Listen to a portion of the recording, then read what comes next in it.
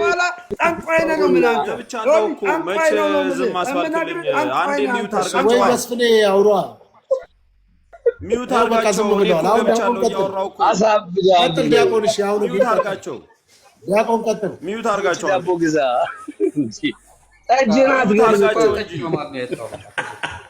አራባሽ ጠንቋይ የጠንቋይ ቀላቢ ሆናችሁ ታየቁ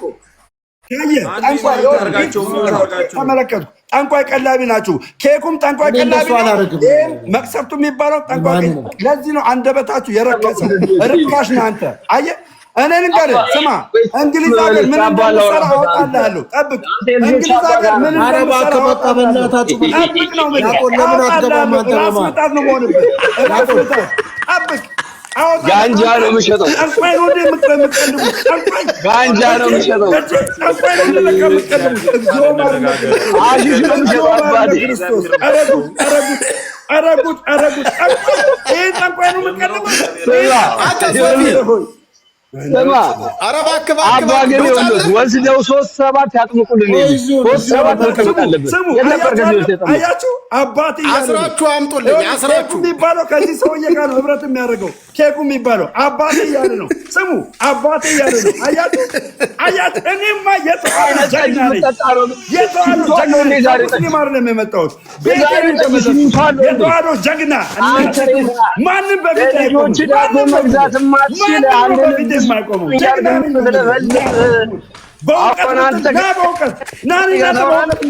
እውቀት የለም ስድብ ብቻ እውቀት የለም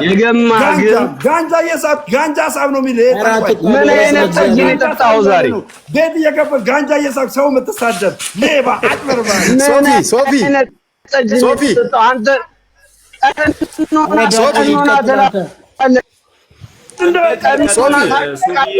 ውረድ ነው ውረድ ዛሬ ተያዝ የጠንቋይ ቀላቢ ውረድ እንደ ጠንቋይ ቀላቢ እንደ ኬኩ ውረድ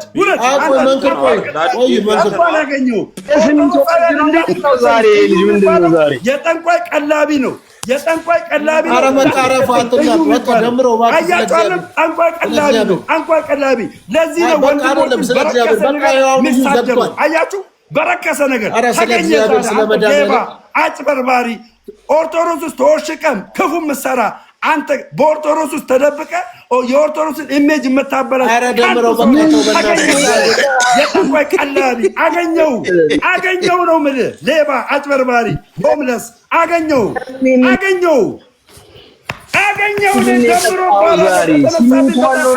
ሰው ነኝ ከተነሳብኝ እገለባብጣለሁ ነው የምልህ እገለባብጣለሁ አንተ የወንድሞች ከሳሽ እግዚአብሔር የተጠየፈ ንስሐ ግባ ሳትሞት በፊት እንግሊዝ ሀገር ሳትጓርድ በፊት ንስሐ ግባ ተመለስ ቀጥለው ሶፊ አገኘው አቦናቴ ትሙት ዳቆን ቀጥል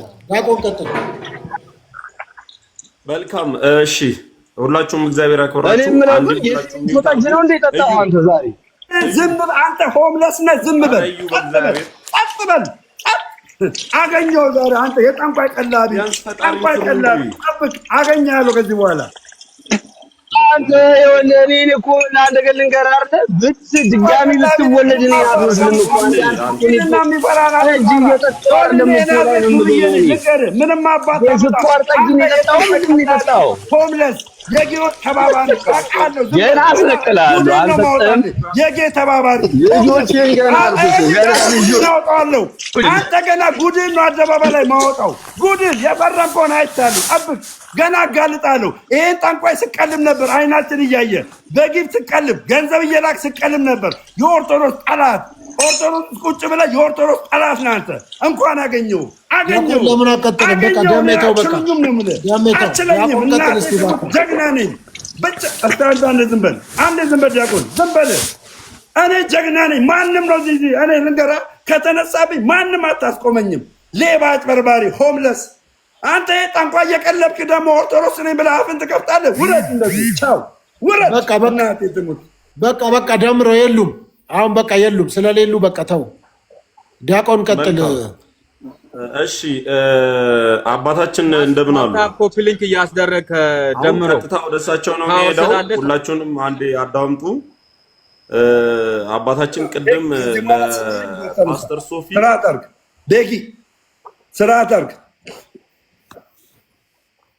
ፓስተር ሶፊን በቅድም እኔን ሲያናግሩኝ አገልጋይ እንደሆኑ ዝዋይ ሐመረ ሎ ቅድስት ኪዳነ ምሕረት እንደሚያገለግሉ ሲገልጹ ገብርኤል አሁን ግን ገብርኤል እሺ ይቅርታ ገብርኤል አገልጋይ ነኝ ብለውኝ ነበረ። አሁን ግን ከአገልግሎት የለሁም ብለዋል። ነበርኩና ነኝ ማለት ልዩነት አይፈጥርም አባታችን? ይሄን ልመልስ? አዎ ለምን መጀመሪያ በሐሳብ መግባባት እንትን እንዳናረገው ዝም ብሎ ጥያቄና መልስ እንዳይሆን ብዬ ነው። ሰብሰብ ባርዬ ለመመለስ ሌላም ጥያቄ ካለ ቢጨመር የተሻለ ነው። መልካም። አንድ ለምንድን ነው የወጡት? ሲቀጥልስ ከወጡ በኋላ ለምንድን ነው ነበርኩ እያሉ ማውራት ትተው አለሁ እዛው ነኝ አገልጋይ ነኝ ዳዊት ነው የምደግመው እናቴ ቅድስት ቤተክርስቲያንን አልተውኩም እያሉ ቤተክርስቲያንም ውስጥ እንዳለ ሆነው እንደገና ደግሞ በውጭ ሆነው ደግሞ ቤተክርስቲያኒቷን አትራክት እያደረጉ እያየን ነውና ከምን አንግል ነው? ሲቀጥልስ ደግሞ አሁን ወጥቼ የራሴ ስራ የግል ሕክምና አገልግሎት እያገለገልኩ ነው ሲሉ የግል ሕክምናውን ያገኙት እንዴት ነው የሚለውን ነገር ለመነጋገር ነው መምህር። እሺ እግዚአብሔር ያክብርልኝ። ሁለት ጥያቄ ጠይቋል። እኔ የምጨምርለት ጥያቄ አሁን የት ነው ህብረት እያደረጉ ያሉት የሚለውን ጥያቄ ማንሳት እፈልጋለሁ። አሁን ከማጋ ነው ህብረት እያደረጉ ያሉት የሚለውን ነገር አነሳለሁ። ሁለተኛ ሲቀጥል በቤተ ክርስቲያኗ በምን ምክንያት ነው የተሸኙት? በዲሲፕሊን ነው የተሸኙት? በጡረታ ነው? እርሶ በቃኝ ብለው ነው? ምንድነው ሪዝኑ የሚለውንም እሱን አንሱ። ሁለት ነገር የት ነው አሁን ህብረት የሚያደርጉት? በምን ምክንያት ነው የሚለው እሱን የተባረሩበትን ወይ ተባረው ከሆነ እርሶ ራሱም ሪዛይን አድርገው ከሆነ እሱ ሁለት ጥያቄ ጠይቋል። እኔ ሁለት ጥያቄ ጠይቄያለሁ። አራቱን ይመልሱና ተጨማሪ እንጫወታለን። አሁን በመሃል አንድ ጊዜ በመሃል የማይጥመን ነገር እንኳን እሳቸው ቢናገሩ የማይጥመን ደስ የማይለን ነገር እንኳን ቢናገሩ የራሳቸው የግል መልሳቸው ስለሆነ ጣልቃ እንዳንገባባቸው እንስማቸው በአግባቡ ማለት ነው። ቴንኪው ይቀጥሉ። እሺ እግዚአብሔር ይስጥልኝ። በጣም አመሰግናለሁ። ሊቀ ዲያቆን የጠየቀው ጥያቄ ሰማይ ወምድር ነው እና በጣም ደስ የሚል ጥያቄ ነው። ግን ከሶፊ ጥያቄ ልነሳ፣ ከላይ ልነሳና ወደታች ወደ ሊቀ ዲያቆን እመጣለሁ። ህብረት ማደርገው በኢትዮጵያ ኦርቶዶክስ ተዋሕዶ ቤተክርስቲያን ውስጥ ነው፣ ከዛ ውጭ አይደለሁም። የሶፊን ማለት ነው። በቤተክርስቲያኗ ተባረው ነው በዲሲፕሊን ደመወዝ አንሶት ነው አቅም አቅቶት ነው ተደብድበው ነው ወይስ እምቢ ብለው ነው ከተባልኩኝ በ1997 ዓመተ ምህረት ራሴ ነኝ ሪዛይን ያደረኩት። በምን ምክንያቱን መናገር አልፈልግም። የሶፊ ጥያቄ ሊቀ ዲያቆን የጠየቀኝ ጥያቄ እኔ በጎንደር ክፍለ ሀገር ነው የተወለድኩት። ቤተ ክርስቲያን ውስጥ ነው ያደግኩት። የአቋቋም መምህር ነኝ። ዝዋይ ሐመረ ብርሃን ቅዱስ ገብርኤል፣ ቅድስተ ማርያም 20 ቀበሌ ናዝሪት፣ መድኃኔ ዓለም ቀበሌ 4 አገልግያለሁ በተከታታይ ከዚህ ከጎንደር ክፍለ ሀገር ውጭ በደመወዝ ተቀጥሬ ማለት ነው። እያገለገልኩ መጣው ቤተ ክርስቲያን ውስጥ የነበረውን ነገር መቋቋም አልቻልኩም። ስላልቻልኩኝ ወደ ባህላዊ ሕክምና ገባው። የሙያ ፈቃድ የብቃት ማረጋገጫ አወጣው። የብቃት ማረጋገጫ አውጥቼ በንግድ ሕግ ተመዝግቤ አሁን ባህላዊ ሕክምና እሰራለሁ። ባህላዊ ሕክምና መስራቴ ግን ቤተክርስቲያንን እንዳላገለግል የሚከለክለኝ ሕግ ስለሌለ ባለኝ የረፍት ሰዓት ባለኝ የረፍት ጊዜ ቤተ ክርስቲያኔን እየሄድኩ አገለግላለሁ። ሰቡ ብዬ ቆማለሁ ማለት ነው። ባህላዊ ሕክምናን እንዴት ተማርከው ከተባልኩኝ ባህላዊ ሕክምና እናንተም እንደምታውቁት ሶፊም በደንብ ልታውቁት ይችላል ብዬ አስባለሁ። ሊቀ ዲያቆንም አለ። ቤተ ክርስቲያን የተለየ ሚስጥር አላት። ባህላዊ ሕክምና ከቀደምት የአባቶች መጻሕፍቶች ከሊቃውናንት አባቶች እግር ስር ቁጭ ብዬ በተማርኩት መሰረት ቃሉም እንዲህ ይላል። ማዳንንና ጥበብን ልዑል እግዚአብሔር ለሶሎሞን ሰጠ። መጽሐፈ ንግሥት ቀዳማዊ ምዕራፍ 4 ቁጥር 29። የመንፈስ ቅዱስ ስጦታ አንደኛ ቆሮንቶስ ምዕራፍ 10 ምዕራፍ 12 ቁጥር 10። የህቡ ስም ጸሎት ጠቃሚነት ህሙማንን በጸሎትና በጥምቀት ማዳን ያዕቆብ ምዕራፍ 5 ቁጥር 14። እጽዋትን ለአጋንንት ማራቂያና ለርኩሳን መናፍስት ማስለቀቂያ ስለሆኑ ለኖህ፣ ለሙሴ፣ ለሶሎሞን፣ ለኢሳይያስ ከአምላክ ተሰጠ ተፈቀደ። መጽሐፈ ኩፋሌ ምዕራፍ 10 ቁጥር 9። ብዙ መጽሐፍ መጥቀስ እችላለሁ፣ ምናልባሽ ካላበዘውባችሁ። እነዚህን ግምት ውስጥ ልቀጥል። ማስረጃ ያሉትን መናገር እችላለሁ። ተናገሩ። አዎ የተፈቀደለት መሆኑን መጽሐፈ ኩፋሌ ምዕራፍ 10 ቁጥር 9። የህቡ ጥበብንና እጽዋትን ለሰው ልጅ ሁሉ እንዲጠቀሙበት ለመክብብ ለሶሎሞን የተፈቀደለት መሆኑን ጥበበ ሶሎሞን መጽሐፈ ጥበብ ምዕራፍ 7 ቁጥር 17 ላይ በጉልህ ያብራራዋል። ግን እዚህ ላይ ምንድን ነው እርስዎ ግን እዚህ ላይ አሁን የተናገሩት ላይ ሶቢ እስካሁን ዝም ብዬ ትችላለህ። ቆይ ቀጥላለህ። ቆይ ደሜ ከኔ ቀጥሎ ትቀጥላለህ። ከኔ ደግሞ ዲያቆን ሰማይ ዲያቆን አንተ እውቅና እያሰጠ ነው እንደዚህ ጋር ቁጭ ብለህ ምን እያሰጠ ነው? አንዴ ምን ጠይቀናቸዋል። ሰውየው እኮ ጠንቋይ ነው ብሎ እየተናገረ አንተ ምን እውቅና ትሰጣለህ? አዳምጠኝ። ሰውየው ጠንቋይ ነው ብሎ እየተናገረ ምንድነው እውቅና የምታሰጠው? ምንድነው ተቀባይነት እንዲያገኝ የምታደርገው? ዲፌንድ አታደርግም እንደ እኔ ዝም ካልኩ ዲፌንድ አታደርገውም እንዴ? አይደለም ዲፌንድ አታደርገውም። ለምን ዝም ትላለህ? ጠንቋይ ነኝ ብሎሃል አይደል? ጠንቋይ ነኝ ብሎ አባታችን ትላለህ። ጠንቋይ ነኝ ብሎ አባታችን ትላለህ። የምን አባትነት ነው ያለው ጠንቋይ ሆኖ? ለምን ዲፌንድ አታደርገውም? እኔ ዝም ካልኩ አንተ ዲፌንድ አታደርግም እንዴ? ሃይ ምን ሆነ ነው? አንተ እኮ እያስጠቃ ነው ቤተክርስቲያን። እሺ ይኸውልህ፣ እንደዚህ አይደለም መነጋገር ካለብን በአግባብና በስርዓት በሂሳብና በስሌት በደመነፍስ መሆን የለበትም። በደመነፍስ እኔ ራስ አንተን እየተጠራጠርኩ ነው። ከዚህ በኋላ ጠንቋይ ነኝ አለ እያልኩ እኮ ነው። ምንድነው እውቅና የምታሰጠው? በአደባባይ ጠንቋይ ነኝ ከኦርቶዶክስ ወጥቼ ስራ የባህል ሕክምና እየሰራሁ ነኝ ጠንቋይ ነኝ እያለ አንተ አባታችን ትለዋለህ። ምን ሆነ ነው እንዴ? እውቅና ለምን ታሰጠዋለህ? እንደማመጥ እስኪ ሰላም ጤና ይስጥልን ብያለሁ ሁላችሁንም። በቅድሚያ በመጀመሪያ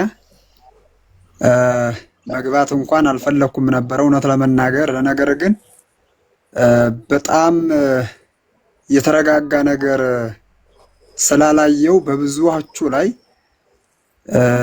ቤተክርስቲያናችንን በእኛ ማሰደብ እንደሌለብን ስላመንሁ አንዳንድ ነገር ለማለት ነው የገባሁት። እውነት ለመናገር እግዚአብሔር በሚያውቀው መጀመሪያ ሁላችሁንም ስትናገሩት የነበረውን ቁጭ ብዬ ሳዳምጣቸው ነበረ። እንግዲህ መምህር መንክር ምናልባት የቤተ ክርስቲያን መምህር ነኝ እያሉ ነው። ከሆኑም መልካም ዲያቆናትም አሉ፣ ሁሉም ኦርቶዶክሳውያን አሉ። በመጀመሪያ ወቃልከ ያዕውቀከ የሚለውን ይፍቱልኝና ከዛ በኋላ ወደ ጥያቄ ቀጥላለሁ። መምህር መንክር መምህር ነው ብለዋል። ወቃልከ ያዕውቀከ የሚለውን ፍች ይፍቱልኝ መጀመሪያና ልጠይቀውት የፈለኩት ነገር አለ፣ ሰከን ባለ መልኩ ማለት ነው። ከዛ በኋላ መጽሐፍ ቅዱስ አለኝ ላነሱትም ጥያቄ መልስ ሰጣለሁ። ይችን ይፍቱልኝ መምህር።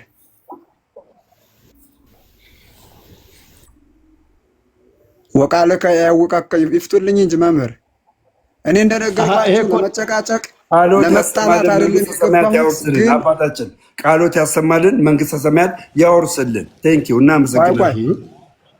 ደምረው ቆየኝ አንድ ጊዜ። እኔ አሁን እንደነገርኳችሁ ለመጨቃጨቅም አልገባም፣ ማንንም ለመተቸት ለመሳደብም አልገባሁም። ብቻ ግን የቤተ ክርስቲያን ጉዳይ ስለሚቀውስ ስለሚያመኝ ቤተክርስቲያን ብራና ዳምጣ ቀለም በጥብጣ ዓለምን ከድንቁርና ወደ ዕውቀት ወደ ብርሃን የመለሰች ጨለማውን አስወግዳ ገፋ ብርሃንን የሰጠች ቤተክርስቲያን በአንዳንድ ተራ በሆነ ሰው ስትሰደብ ያመኛል። አድጌባታለሁ፣ ጡቷን ጠብቻ አድጌያለሁ፣ አሁንም አለሁባት። ማንም እንዲናገራትና ማንም እንዲተቻት አልፈልግም። ስለዚህ አሁን መምህር ይህንን ቃል ሊፈቱልኝ አልቻሉም። ዝም ብለዋን። አከብረውታለሁ፣ ወደውታለሁ። ፍቹ ምንድነው? ንግግርህ ይለይብሃን ነው። ንግግርህ ያስታውቅብሃን ነው እኔ የተናገርኩት። እንግዲህ ከአባታችን በሰማሁት አንዴ ይቅርታ መምህር ሄኖክ አይ ቲንክ መንክር የሰሙ አይመስለኝም ጥያቄዎትን። አይ ሰምተውኛል። ምንም ይሄ ለማንም የሚሰማ ነው። መንክር ሰምተዋል አሉ? መንክር አንድ ጊዜ አንዴ ይቅርታ መንክር አሉ? መንክር አለው ሰምቼዋለሁ። ጥያቄውን ሰምቼዋለሁ። እሺ እና ለምን አይመልሱም? አይደለም ጥያቄውን ስለሰማሁት አንደኛው ነገር ይሄ ቃል እኔን አይመጥንም። ሁለተኛ እንደገና ለደምረውም ቢሆን ይህን ቃል መተንተን አልፈልግም። ስለዚህ በጀመሩት ልክ ይጨርሱት ብዬ ነው ዝም ያልኩትኝ። እሺ አመሰግናለሁ። እግዚአብሔር ይስጥልኝ። ይሄ ቃል እንዴት እንደማይመጥነውት እኔ ትንሽ እንትን ይለኛል። ምን ለማለት ነው? ንግግርህ ይለይብሃን ነው እኔ ልለው የፈለኩት። ቃሉ በጣም ትልቅ ቃል ነው። እውነት ለመናገር በጣም ወሳኝ የሆነ ቃል ነው። ብዙ ጊዜ ምን ለማለት ፈልጌ ነው? እንደ ሻሽ ጠምጥሞ ነጠላ ለብሶ ጋቢ ለብሶ ካባ ለብሶ መቋሚያ ይዞ ጭራ ይዞ እንደዚህ ሰጣ ገባ ያለ ንግግር ከአንድ ኦርቶዶክሳዊ አባት ልጠብቅ ስለማልችል ነው። እኔ ይቅርታ አድርጉልኝ፣ በቃ አልጠብቅም። ማንኛውም ሰው ወደዚህ ሶሻል ሚዲያ ስንገባ የእግዚአብሔርን ቃል ለተጠሙ ሰዎች ልናስተምር ልናሳውቅ እንጂ ሰጣ ገባ ልንገባ አይደለም የምንገባው። ሁለተኛ ጥንቆላና ጥበብ ምንድነው የሚለውን ነገር መለየት አለብን። ጥንቆላ ምንድነው? እንዲሁም ደግሞ ጥበብስ ምንድነው? ይሄ በቃ መባል ያለበት። አሁን ብዙ ጊዜ የኛ ሰው ያለየው ነገር አለ። እኛ አባቶቻችን ያስቀመጡልን የነገሩን አለ። አዎ አሁን ሸማኔ የሸመና ስራ ጥጡን ፈትሎ ወይም ደግሞ ጥጡን በደንብ አድርጎ ጋቢ መፍተል ይሄ ጥንቆላ አይደለም፣ ጥበብ ነው። ብረታ ብረት ቀጥቅጦ ማረሻ መስራት፣ ወገል መስራት፣ እናቶቻችን ሸክላ ድስት መስራት ይሄ ጥንቆላ አይደለም፣ ጥበብ ነው። ይሄ ጥበብ ነው። ብዙ ጥበብ አለ። ጥንቆላ ግን ስር መማስ፣ ቅጠል መበጠስ፣ የሰውን ህይወት ማበላሸት፣ በሰላማዊ መንገድ ሰርተው የሚያድጉትን ሰዎች ባጭር ማስቀረጥ ይሄ ጥንቆላ ነው። ይሄን ደግሞ ቤተክርስቲያናችን እንዲህ አይነቱን ነገር ታወግዛለች። ቤተክርስቲያን እንደተቀደሰ አድርጎ መምህር እዚህ ላይ እርሷን ከተናገሩት ቅድም መጽሐፈ ኩፋሌ አይደለም መጽሐፍ ልፈልግ ነው። አዎ እኮ ከሱ ላይ ላነሳ ነው። አንድ ጊዜ ላንብብሽ። ይቅርታ አድርግልኝና እኮ ለዛ ነው አንድ ጊዜ ይቅርታ አድርጉልኝና መጽሐፈ ኩፋሌን ጠቅሰው እንደ ማስረጃ መንክር ከአባቶች የተማርነው ነው ብለው መጽሐፈ ኩፋሌን ጠቅሰው በቅጠላ ቅጠል በስራ ስር አጋንንት ይርቃል የሚል ቃል ጠቅሰው አይ ቲንክ ኩፋሌ 10 ብለው ይመስለኛል እነደምረው ዲያቆንም ባሉበት እየሰሙ አውርተዋል። ያም ስተት ከሆነና ልክ ካልሆነ በዚሁ አርመውት እንዲያልፉ ነው የኔ ጥያቄ እንጂ ላስቆሙት ፈልጌ አይደለም። እርሶ ስር መበጠስ ቅጠል መቀንጠስ ስላሉ ቅድም እሳቸው ደግሞ ቅጠል መቀንጠስ እንደዚህ አጋንንት ይርቃል ስላሉ ከሱ ጋር አብረው አያይዙልን ነው። እሺ እኔም ሌላው የፈለኩት ከዛ ነበረ። ለምሳሌ መጽሐፈ ጥበብ ምዕራፍ 7 ቁጥር 17 ላይ የጠቀሱት ይሄን ነበረ። ይኸው እኔ ግን መጽሐፍ ቅዱስ ማንበብ እችላለሁ። ምዕራፍ 7 ቁጥር 17 ላይ ያለ ሐሰት ነዋሪ የሚሆን የእውቀት ነገርን ሰጠኝ። አየህ የእውቀትን ነገር ሰጠኝ ነው።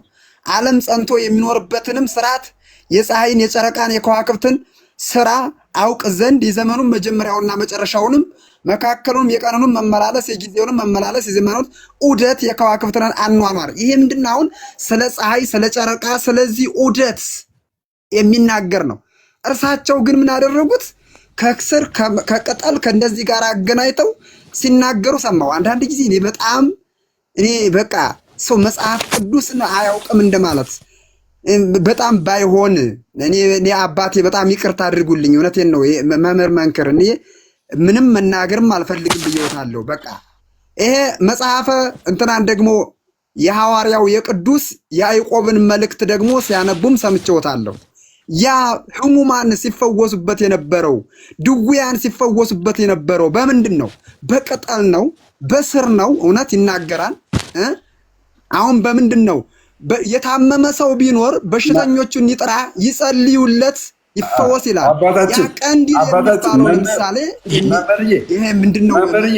መጽሐፍ ከሰባቱ ምስጢራት ቤተክርስቲያን መካከል አንድ ይቅርታ፣ ሌላ በጣም ትልቅ ወንጀል እያየሁ ነኝና በጣም ነው እኔ ይህን ሰው በጣም አድርጌ ነው ማጋፍጠው። ተመልከቱ፣ መስቀል ዘቅዝቆ ኮርኒሱ ላይ ተመልከቱ፣ መስቀል ዘቅዝቆ ተመልከቱ። ከባድ ሰው ነው። አሁን ጥምጣም ጠምጥሞ ነበረ፣ ጥምጣሙን አላቀቀ። ተመልከት፣ አያችሁ? ናግባ፣ ወደፊት ናግባ። እኔ ጋር ካለው ይልቅ እኔ ጋር ያለው አንተ ጋር ካለው ይበልጣል። ናግባ፣ ፊት ለፊት ይኸው፣ እንደዚህ እያየሁ ና እንደዚህ እያየሁ ፊት ለፊት ናግባ። ሰዎች መስቀሉ እንዲመለከቱ ደምረው ለወጣ ነው። ብዙ መቆየት አልፈልግም። ደምረው ይቅርታ አድርግልኝና እንዳይሰጠው ነው አባታችን።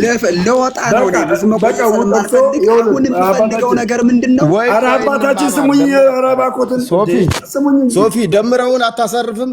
እየሰማው ነው ከወንድሜ መምህር እየሰማው ስለሆነ ማንም ነው ይሄ ሰውዬ? ወይ ዝም በል አንተ መስቀል ዘቅዝቀ አንተ ኦርቶዶክስ ነህ። እግዚአብሔር ሆይ ምን ነው አሸሸው? ና እንጂ ወደ መስቀሉ፣ የመስቀል ጠላት እግዚአብሔር ገልብጥ። የመስቀል ጠላት ይኸው መስቀሉን ተመልከቱ፣ እንዴት እየሰራ እንዳለ። አሁን ይህን ሰውዬ የደገፋችሁ ሰዎች ሼሞኒው ማርያምን ሼሞኒው የምነግራችሁ ማርያምን አሁን ጠምጥሞ ነበር፣ በመላጣ መጣ። ተመልከቱ፣ ጥምጣምን ለምን አወለከው? አላዋጣ አለ። አየህ፣ አላዋጣ አለ። እንዴት መስቀል ትዘቀዝቃለህ አንተ? መስቀል ዘቅዝቀህ እንዴት የቤተ ክርስቲያን አገልጋይ ነኝ አልፌ እሄዳለሁ ትላለህ? አንተ ሙሉ በሙሉ ከቤተ ክርስቲያን ታግዳል። ስለዚህ ተመለስ፣ ቄዳርን ውሰድ፣ ቀኖናን ተቀበልና ተመለስ። ቢያንስ ልጅነትን አትጣ። ክህነት አታገኝም። ንስሐ ግባ፣ ተመለስ። እኔ ሰማይና ምድር የፈጠረ እንዴት አድርጎ ነው መምህር? እንዴት አድርገን እንስማቸው? ለሳቸው አንዳንድ ነገር መልስ መስጠት ፈልግ ነበር። ጠንቋይ ነው ሰውዬ። አይገርማችሁ? እግዚአብሔር ሆይ ጠንቋይ ነው። የበረት ቤት ሆነብን። ለምንድን ነው በስርዓት የማይወራው? በስርዓት ይወራና ምን አገባ? ምን አገባ? በእኛ ቤት ምን ይመለከታል? አንተ ጴንጤ ነህ። ምን አገባ? ጴንጤ ነህ። ምን አገባ? ምን ይመለከታል? ምን አገባ? ምን አገባ? ምን ይመለከታል?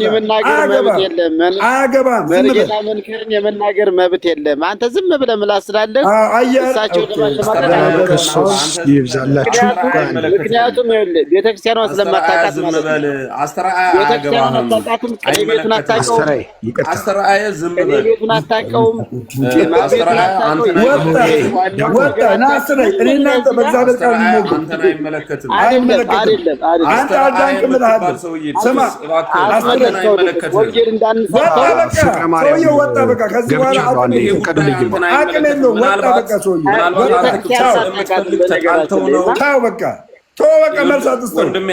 አንተ ተጣልተን መስሎ ከሆነ ተሳስተዋል። እኛ የቤተክርስቲያን ጠንቆችን እያጋፈጥን ነው። እኛ ግን ቤታችን ላይ ተሸሽገው እኛን መስለው በግ ለምድ ለብሰው የሚመጡትን ተኩላዎቹን እየለየን ተኩላዎቹ እንሰጣለን፣ ትወስዳለህ፣ ችግር የለም። ፕሊስ ለረጅም ሰዓት ሚዩት አድርጌ እኮ ቁጭ ብያለሁ። አይመለከትህም፣ ዝም በል። እኔ ሚዩት አድርጌያለሁ። ሚዩት አድርገው ቁጭ በል። ፓስተር ሶፊን ቅድም አይደል ሚዩት ያደረገው? አንድ ጊዜ ስማኝ። አንድ ሰዓት አይደለ እንዴ? ግዕዝም የምታውቅ አይመስለኝም። እና አንድ ሰዓት አይደለ ወይ? እኔ ግዕዝ የምታውቅ መስሎኝ በፊት የገቡ ሰዎች መች ተናገሩ? ነገር የለም። እና ይኸውልና አንደኛ የቤተ ክርስቲያኒቱን አትናገር ማለት አችልም።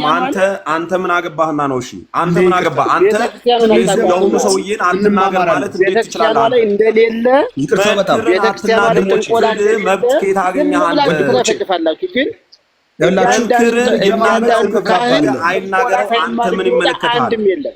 ዲያቆን ምን ያገባሃል? ምን ያገባሃል? ይመለከታል። አጋንንት ሳቢ ነው፣ ሙታን ጠሪ ነው። ሰላም ብያለሁ። ስውሩ ሰላም ብያለሁ። መምህር ሰላም ክርስቶስ ይብዛላችሁ። አንዴ እንደተፈጠረ አንተን አይመለከትም። አዲስ ነገር የለም። ስንደማመጥ እንግባባለን። በጣም ውሸታም ነው። በጣም ውሸታም ነው። እንግባባለን። አንዴ ሁላችሁም ተሰባላችሁ። ኮሮና እኔ በጣም ይገርመኛል። ይሄ አስተርአይ የምትባል ሰውዬ ማለት አንተ ነዳጅ ያለቀበት መኪና ነህ። ወዴትም ልትሄድ አትችልም። አንተ ማለት አይምሮ የሌለው ይኸውልህ፣ አፍላፊ እንድንናገር አታድርገን ፕሊዝ። አንተ ዝም በል፣ ሚውት አድርግ። ምንም አይመለከትህም። አያገባህም፣ ጉዳይህም አይደለም።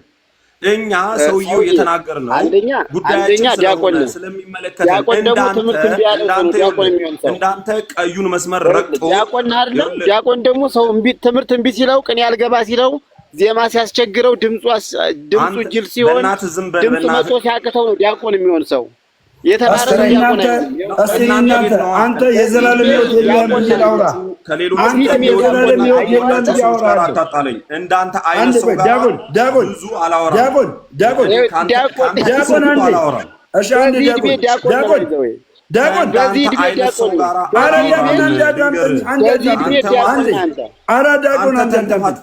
አስተስሪያ አንተ የዘላለም የለም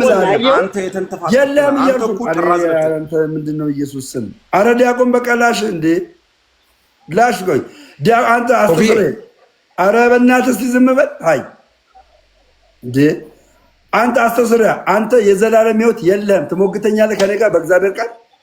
ሂድና ልቅስ አስጠንቁል ወዳጄ። ልቅስ ዝም ብለህ ቶሎ ብለህ በጊዜ ስድብ አትሳደብ። ቤቱ ስድብ አይፈልግም። በየቤቱ ጠንቋይ ሞልቶልሃል። አስጠንቁልና መላመላ አዳም እኛ ፈርነስ ነው። አስተራየ ወንጌል ለመስበክ እድሉን ብለሃል ቅድም ማረ እንዲያው በቃ ደምረው ወንጌል ለመስበክ አስመለጠው። አሁንማ እኔ አለ ከታች አለ ሁሉም አይደለም አስተራየ ሁሉም ከታች እየሰማ ነው። ስለ ድነት እናውራ ብለዋል። ደምረው ወንጌልን እንነጋገር። በቃ አሁን ጠንቋይ እንደዛ በቃ የለም፣ ጠንቋይም የለም እዚህ መካከል አሁን። ስለዚህ በአግባቡ ጠንቋይ ነው። አሁን የዲያቆኑ ጠንቋይ ነው። ዲያቆኑ ጠንቋይ ነው። እዚህ አይደለ? ቆይቶ ደምረው ችግር የለም። አስተራየ ዲያቆን አዳነ ጠንቋይ ነው ብለሃል። ሄደ ሞክረሃል፣ አስጠንቁልሃል። ሁሉ ይኸውልህና ሶፊ የማታውቀው ነገር ቅኔ ቤት ካልገባ ስለማላውቅ አይደለም እኮ ባለው ግን ማለት ነው። ሶፊዬ በጣም እወድሃለሁ። ፓስተር የምትባለው እከክ ማለት ነው። አንተ በአደባባይ ጨውና ዘይት ስቸበችብ ያንተስ ጥንቆላ በየትኛው ይታሰብልህ? እከክ ዝም ብለህ ሰውን አትዝለብ። ቢያንስ ሶፊን እናክብረው። ሚዩት አድርግና ከቻልክ ያለህን እውቀት አምጣ። ምን ሆነህ ነው አንተ ሰው እንዲናገርማ አትፈልግ? አንተ በአደባባይ ያልሰራኸው ገንዘብ ይሰጥሃል። ከኢትዮጵያ አሜሪካን፣ ካናዳ፣ ጀርመን አስገባለሁ ስትል በአደባባይ ጥንቆላው ለምን ያንን አትናገርም? እሱም ብልትለው ነው። የአቡነ ሐራ ጭቃ ተብሎ ጭቃ ከመሸጥ አንተ ራስህ ጭቃ ነህ።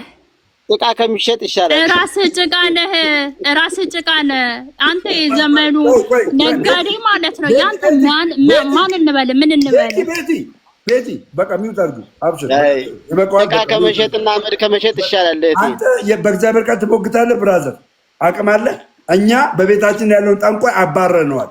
አሁን አንተን ደግሞ በእግዚአብሔር ቃል እንሞግታለን እያልኩ ነው። እኛ ጠንቋዩን አልተቀበልም። እኛ ኦርቶዶክሳውያን እኛ ቤት ጥንቁልና አይሰራም። አናቱ ነው የምንመታው። አንተን ደግሞ አሁን በእግዚአብሔር ቃል ትሞግታለህ። ብራዘር ስለ ድነት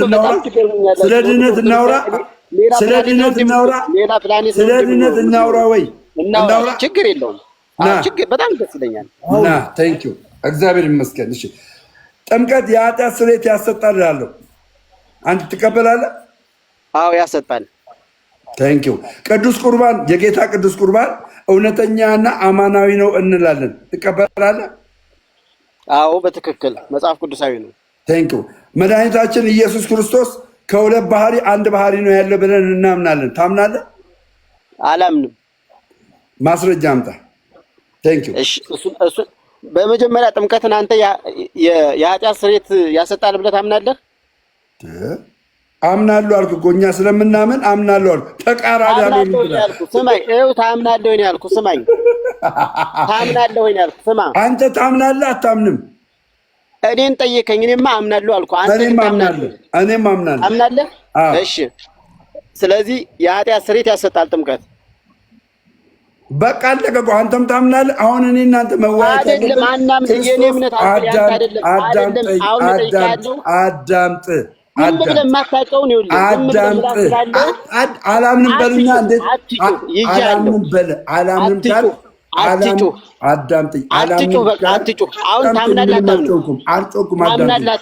በቃ አንተ አምናለሁ ስላልክ ለአንተ ማስረዳት አይጠበቅብኝም። ለአንተ ማስረዳት አይጠበቅብኝም። አይደለም የውይይት አካሄድ እንሂዳ። አንተ ታምናለህ ወይ ስትለው አስተርያ አዎ አምናለሁ ብሏል። ማስረጃ አልጠየቀውም። እሱ ደግሞ አንተን መጠየቅ ይችላል። አዎ ትለዋለህ። አምናለሁ። ታምናለህ? እሺ በየትኛው መጽሐፍ ነው የምታምነው? አንተ በየትኛው መጽሐፍ ነው የምታምነው እንዴ? አንተ ብትጠይቅ ነበር። ልክ ነው። ልክ ነው። አምናለሁ ካልክ በየትኛው መጽሐፍ ነው የምታምነው? አምጣ መጽሐፍ። እኔ እኮ ጠየቅኩህ። አንተ ጀምሮ አልጠየቅም። አንተ እኔ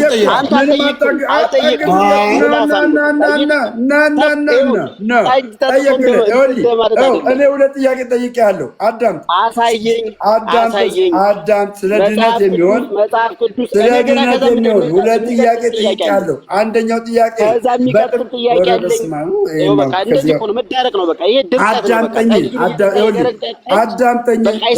አዳምጥ። እኔ እየነገርኩ ያሉት ነው። አዳምጥ። እኔ የጠየቁ ጥያቄ ሁለት ነበር። ምን በጥምቀትና በቅዱስ ቁርባን ቅዱስ ቁርባንና ጥምቀት የዘላለም ሕይወት ያሰጣሉ ብዬ አልኩ። አዎ አልከኝ። በቃ እንዴት ብዬ አልጠይቅም። ከዛ በኋላ ኔቸር ነው የጠየቁ። አዳምጠኝ። ክርስቶስ ኔቸሩን የጠየቁ አይደል እንዴ? የክርስቶስ ኔቸርን ስጠይቅ ተመልሰ አንተ በጥምቀት ታምናለህ ትለኛለህ እንዴ?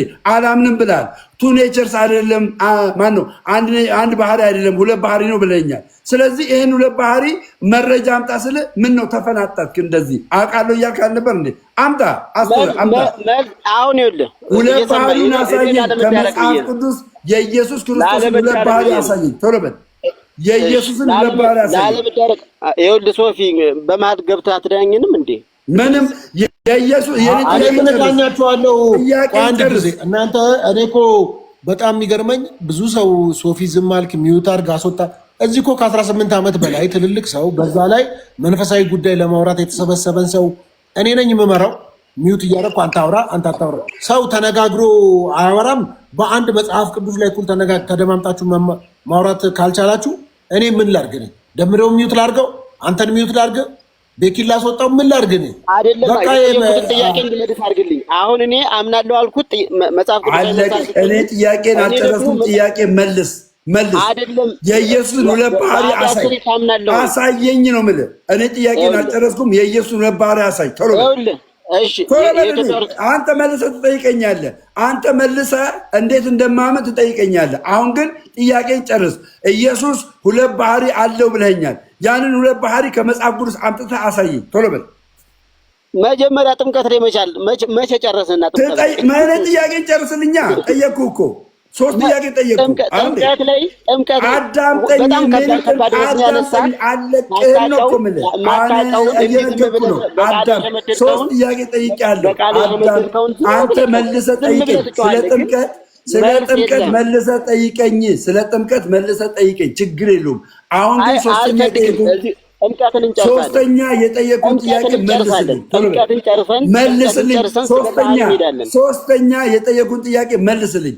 አንተ ክርስቶስ ሁለት ባህሪ አለው ብለህ ታምናለህ? መልስልኝ። መልስ። አሳይ ከመረጃ አሳይ ከመረጃ አምጣ። አትንቀጥቀጥ እንደዚህ እኛ የኦርቶዶክስ ልጆች ጀግና ነን። መልስ በጣም ቆይ ደሜ አንዴ በጣም ይቅርታ አስተሬ ጠጅ እየጠጣ ነው እየተጎነጭ በረኪና የሚጠጣ በቃ መብቱ እኮ ነው፣ የእሱ መብት ነው። አሁን የምንነጋገረው ነገር ላይ ለምን አታወሩም? ትምህርት ላይ ነው የምታወሩት። በቃ ትምህርት ላይ አውሩ እንዴ። ደምረው አንተን ተነስቶ ልብስ እየሰፋህ ነው፣ አንተ እሱን ተነስተህ እንትን እየጠጣ ታዲያ ምን ያገናኘዋል? የምታወሩበት አውድ ላይ ስህተት ከሆነ ደምሮ በመጽሐፍ ቅዱስ ማረም ነው። አስተሬ ስህተት ከሆነ በመጽሐፍ ቅዱስ ማረም ነው። ምንድን ነው ፐርሰናል ነገር የሚያነጋግረው? እኔ ሶሻል ሚዲያ ላይ ሁሉም ሰው ፐርሰናል ነገር ሲወራራ ነው ይገርመኛል። እንዴ ማነው በእግዚአብሔር ፊት ካስፈለገ ማነው በእግዚአብሔር ፊት የነጠረ ማነው በእግዚአብሔር ፊት እንደው ኩልል ያለ ህይወት ያለው ተደማምጣችሁ አውሩ። ተደማምጦ ማውራት ካልቻለ ደምረው አዳምጠኝ በለው፣ ደምረው አዳምጠኝ በለው። ሁለት ጥያቄ ጠየቀኝ። ሶስት ጥያቄ ጠየቅኩ። አንድ ጥያቄ ሰው ሁሉ ሰምቷል። ሶስት ጥያቄ ጠይቁ። ኧረ በእናትህ አዳምጥ፣ በጌታ በኢየሱስ ስም እንዴ አዳምጥ እንጂ ምን ሆናል? እግዚአብሔር ሆይ ገና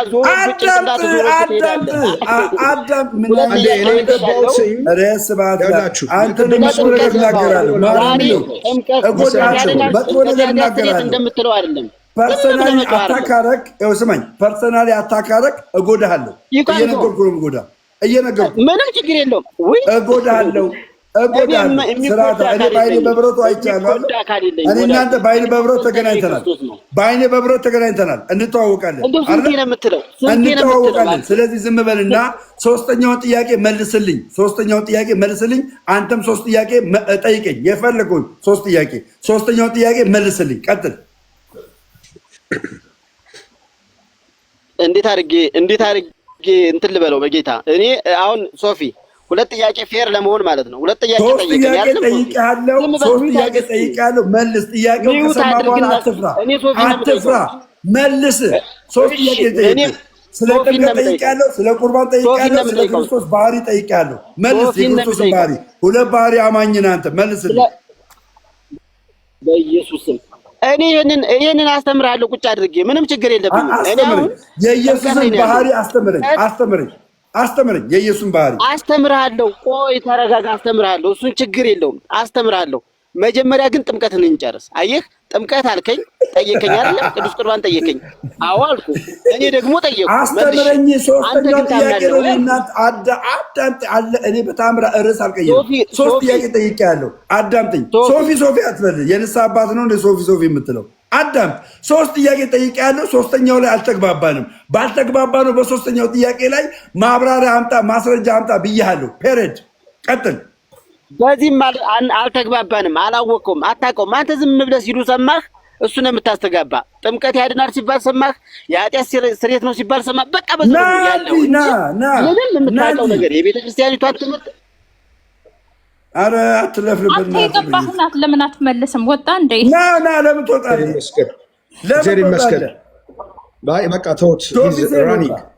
ራን ውጧል። ይኸውልህ ደምዬ ይቅርታ፣ በጣም የቅድሙ ሰውዬ የወረደው እኔ ስለመጣሁ ነው። የቅድሙ ሰውዬ እና ፈልጌው ነበር የገባሁት። ምክንያቱም ቤተክርስቲያን ዶግማ አላት፣ ቀኖን አላት፣ ትውፊት አላት። ስለ ጥበብ ሲነሳ በመጽሐፈ ቅዳሴ ጥበብሰ ጌታችን መድኃኒታችን ኢየሱስ ክርስቶስ ነው ጥበብ። እኔ ስለሱ ነው መናገር የምፈልገው።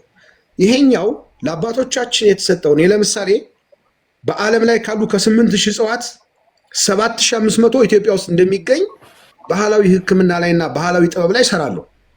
ለምን አባቶች ያወር ግን ይሄ የምሰራው እጽዋቶቹ እግዚአብሔር በተመደበላቸው በሰጣቸው በሚሰጡት እንጂ ምንም አይነት ከመንፈሳዊያን ጋር የሚያገናኛቸው ነገር የለም።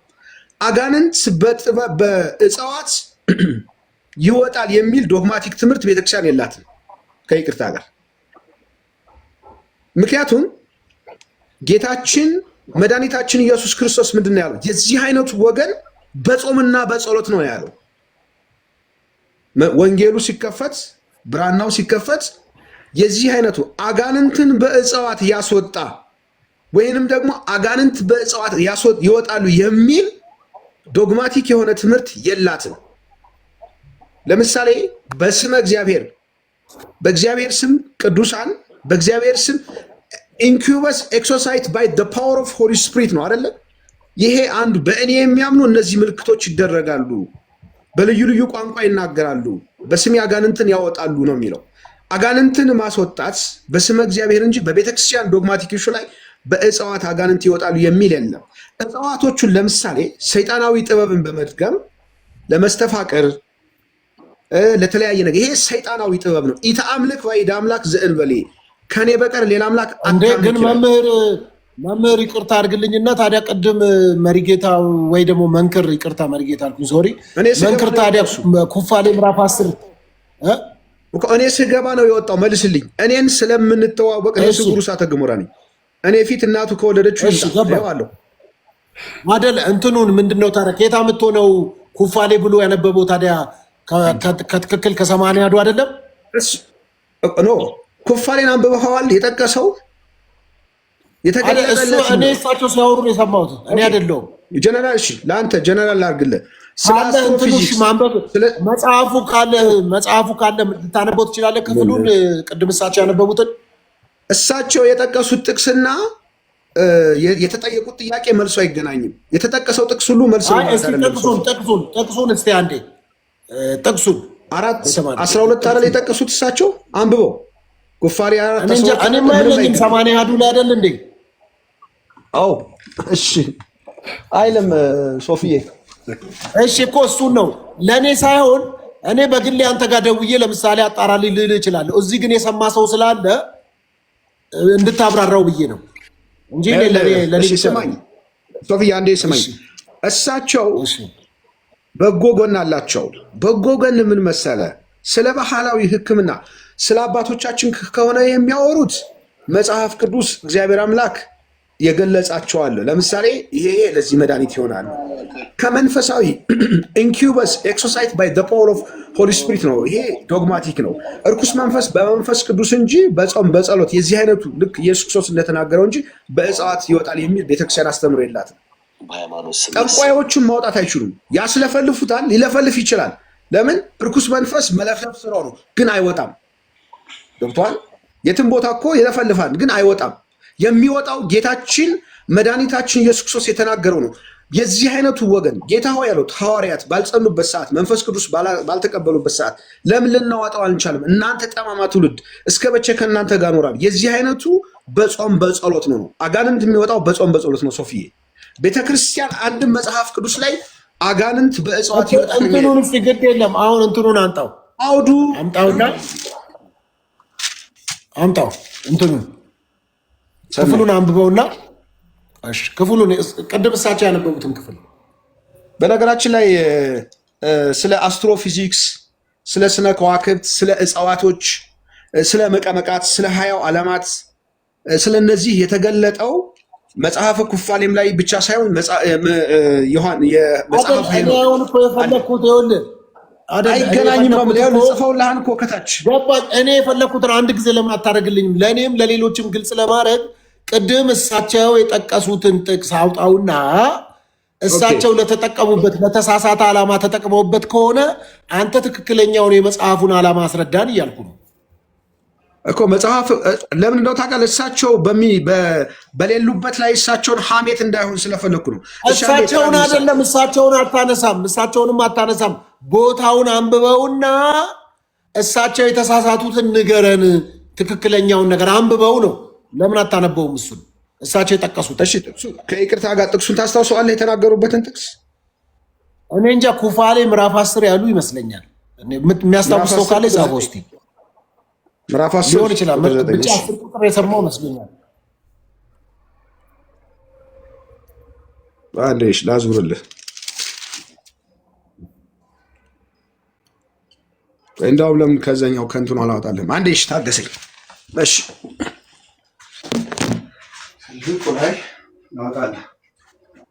እሺ ፔትራ ታስታውሰዋለህ? እሳቸው የጠቀሱትን 10 ነው ሶፊ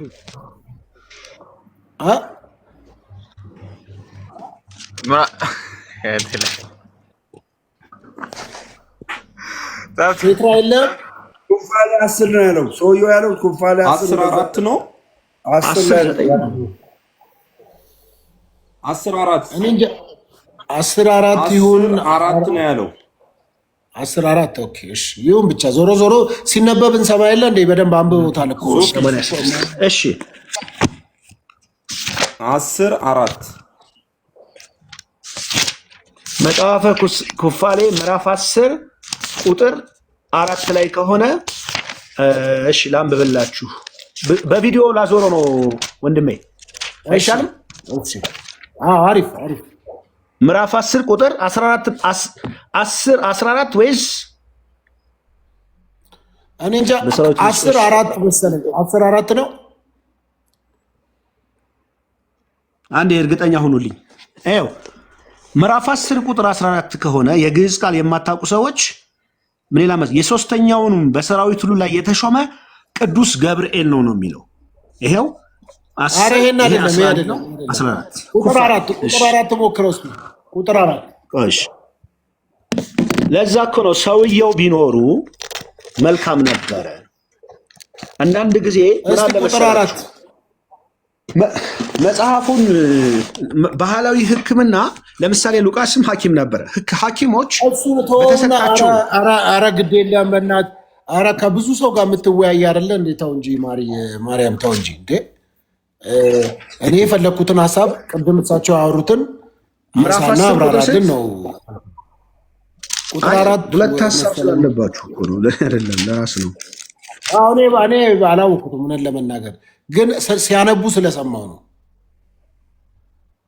ኦኬ እሺ እሺ አንዴ ምዕራፍ 10 ቁጥር 4 ያንተ ያልከው አይ መጨረሻ አይ እንትን እሳቸው ካሉት ጋር አይገናኝም። ሶፊዬ ላሳይህና ቪዲዮውን አንተ ታነብልኛለህ። ቆይ ምንም የሚያስታውሰው የለም እንደዚህ ውስጥ በፍጹም አይገናኝም እኮ አንተ ምንን ባከኝ 9 ቁጥር 9 በጣም ጥሩ። ምዕራፍ 10 ቁጥር 9 ላይ ደግሞ ምን ይላል መሰለህ? ከልጆች ሁሉ ይልቅ ፈጽሞ እርሱ የወደው ነበርና የጻፋቸውን መጻሕፍት ሁሉ ለታላቁ ልጅ ለሴም ሰጠው፣ ኖህም እንደ አባቱ ሞተ ነው የሚለው ወንድሜ። ለዛ ነው ሰውየው የፈለኳቸው። ቁጥር 7 ወይ ሶፊዬ፣ እኔ ጀነራል የሆነ እውቀት ባስጨብጣችሁ አይሻልም? እሺ እኮ ግን ቆይ ቁጥር 7 እኔ ቅድም ውሸት 7 ይሄ 6 ነው። አንዳንዴ እንትኖቹ ይያያዛሉ እስከ 8 ድረስ የተያዘ ነው። 7 እኛም እንደ ቃሉ አደረግን፣ ፈጽመው የክፉ አጋንንትን በፍርድ ቦታ አስረን አጋዝን፣ 10ኛውን ግን በሰይጣን ፊት በምድር ይገዙ ዘንድ አስቀረን፣ በምድር እንጨቶችም ያድን ዘንድ የደዌያችን መድኃኒት በመድኃኒት ነው እንዴ? በምድር አይደለም እንዴ? በምድር አይልም፣ በመድኃኒት ያለህ ወንድምዬ፣ በመድኃኒት ነው። በምድር እንጨቶችም ያድን ዘንድ ደዌያችንን መድኃኒት ከማሳታቸው ጋር ለኖህ ነገር ነው የሚለው። ማን ነው የሚለው? ይሄ አጋንንቱ እኮ ነው ወንድሜ እንጂ ቅድም ያነበቡት እሳቸው አይደለም። እሳቸው ያነበቡት የአጋንንቱን ነው። አጋንንት ያወራውን እኮ ለዛ እኮ ነው እኔ የምልህ ይምጡ የምልህ። እኔ ስመጣ እኮ ነው ድራሻቸው የጠፋው። እናቱ ከወለደችው ተመልሶ ይምጣ። 17 አንብበው እስኪ ነብይ 17 እንዴ 7 እኮ ነው የማነብለት ወንድሜ፣ አይታይም? ይኸውልህ ይሄ 8 ነው። ይኸውልህ እዚህ ጋር እስኪ በእንትኑ አድርገኝ፣ ላርጅ አድርገኝ። ይሄ እኔን አተለቀኝ። እሺ አንዴ አተለቀው። አይ ችግር የለም። ይሄ እኮ ዶግማ ትምህርት ነው፣ የቤተክርስቲያን ትምህርት እኮ ነው። ከላይም ከፈለክ ላንብብል። ይኸው 8 ይሄ ነው። አየው 8 የግዕዝ ቁጥር የማትችሉ ሰዎች 8 ይሄ ነው። ማን ይኸው መጽሐፈ ኩፋሌ ከ80 ያዱ መጽሐፍ ነው። በነገራችን ላይ እነዚህ መጻሕፍቶች ለምን እንዳልተቀበሏቸው ብዙ ሪዝኖች አሉ። ግን በጣም በሌላ ቦታ የማታገኙትን በዚህ ቦታ ላይ መልስ ታገኙበታላችሁ። እነ ሄኖክ እነዚህ ስለ ስነ ከዋክብት፣ ስለ አስትሮፊዚክስ፣ ስለ መድኃኒቶች፣ ስለ ብዙ ነገር፣ ስለ ሰማይ ሰማያት፣ ስለ ገሃነም፣ ስለ መቀመቃት የሚናገሩ በጣም ጠቃሚ መጻሕፍቶች ናቸው። የዓለም ሕዝብ የሚደነቅባቸው ብዙ ኢንፎርሜሽን የያዙ መጻሕፍቶች ናቸው እና ስላሴ በዚህ ውስጥኝ በእጽዋት አጋንንት ይወጣል ብሎ ዶግማቲክ የሆነ ትምህርት የለንም፣ ወይም ፈጣሪ አልፈቀደም። ፈጣሪ የፈቀደው እግዚአብሔር ያየው አንድስ እንኳ የለም፣ በአባቱ እቅፍ ያለው አንድ ልጁ ተረከው። የዚህ አይነቱ ወገን የሚወጣው በጾም በጸሎት ነው የሚለው። ስለዚህ አጋንንት የሚወጣው የለም። እሱ ጋር ታዲያ እንደዛ ካልክ አጋንንት የሚወጣው በጾም በጸሎት እሺ አልክ። ከዛ በስሜ አጋንንትን ታወጣላችሁ ይላል። ሌላ በምን ይወጣል አጋንንት? እና እኔ ታዲያ ምን እያልኩ ነው ሶፊ? እኮ ሌላ በምን ይወጣል ነው እኮ ያልኩት። አንዱ በጾም በጸሎት ነው የሚወጣው አልክ። ግድ የለም እሺ። ከዛስ ያመኑት እነዚህ ምልክት ትከተላቸው ነው አይደል? 16 ሌላ በምን ይወጣል አጋንንት? ኦኬ፣ የእኛን የቤተ ክርስቲያን አስተምህሮ ዶግማ፣ ቀኖና፣ ትውፊት አለ።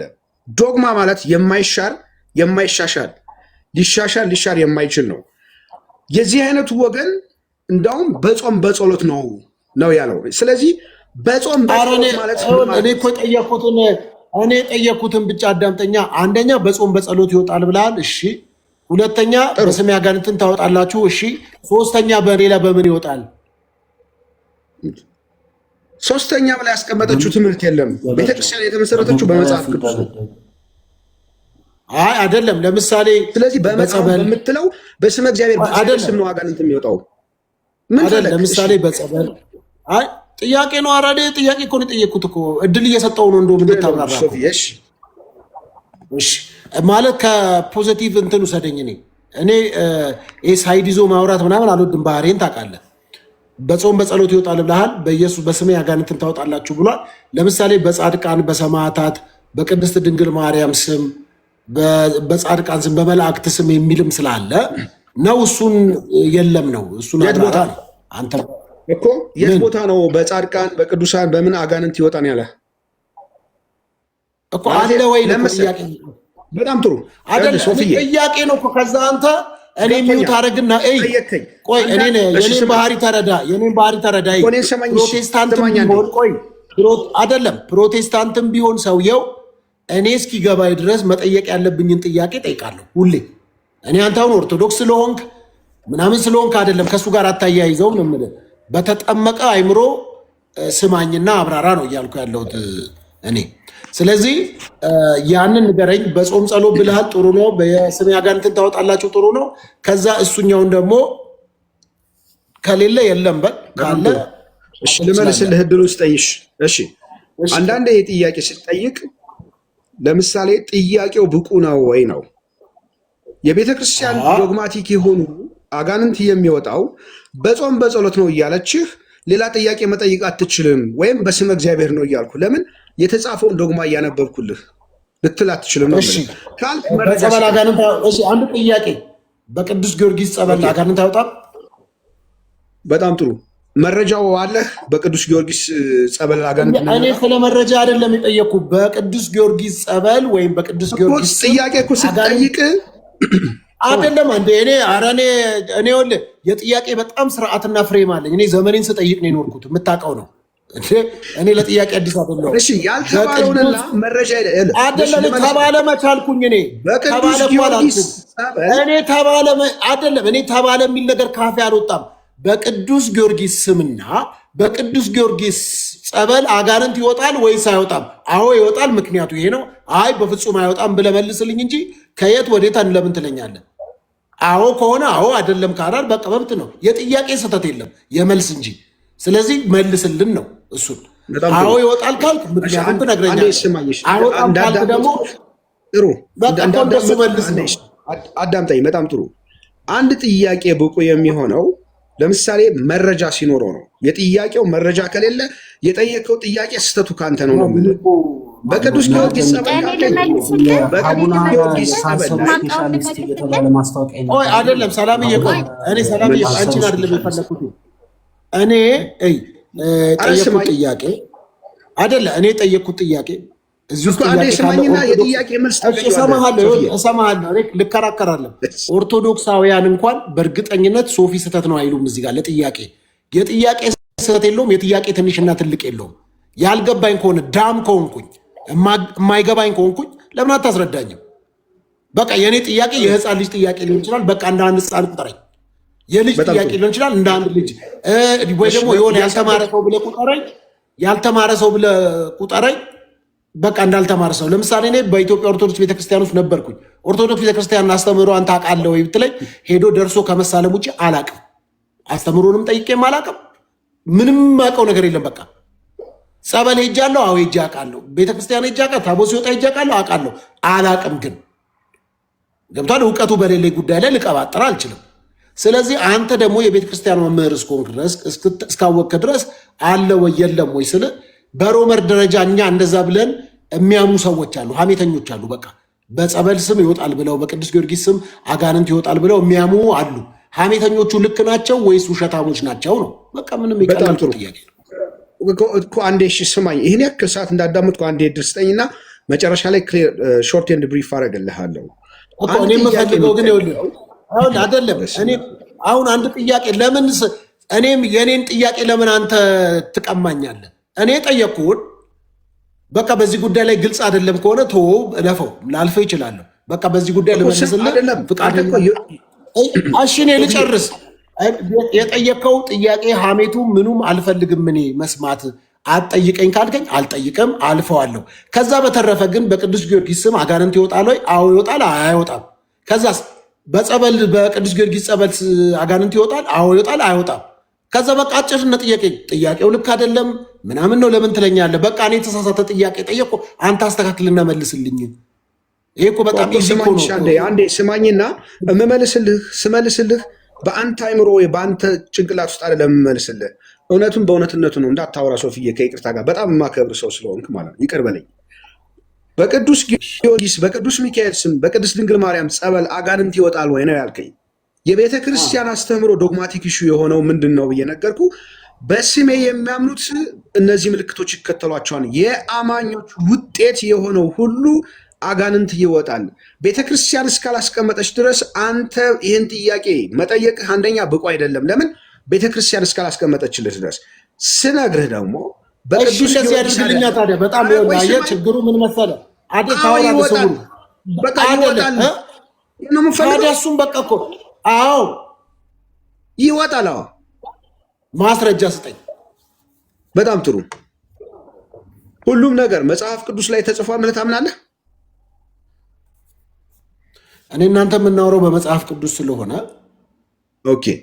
ስለዚህ በመጽሐፍ ቅዱስ አንድ ነገር ቅድም አይደለም ቆይ ቅድም ምን አልከኝ? አይደለም ቅድም ምን አልከኝ? ስለዚህ መጽሐፍ ቆይ አዳምጠኝ እሺ። እኔ ልክ ነህ ልቀበልህ። ስለዚህ መጽሐፍ ቅዱስ ውስጥ የለም ስማኛ እኮ ስማኝ፣ ተረጋጋ፣ ስማኝ መምህር ይኸውልህ አይደለም።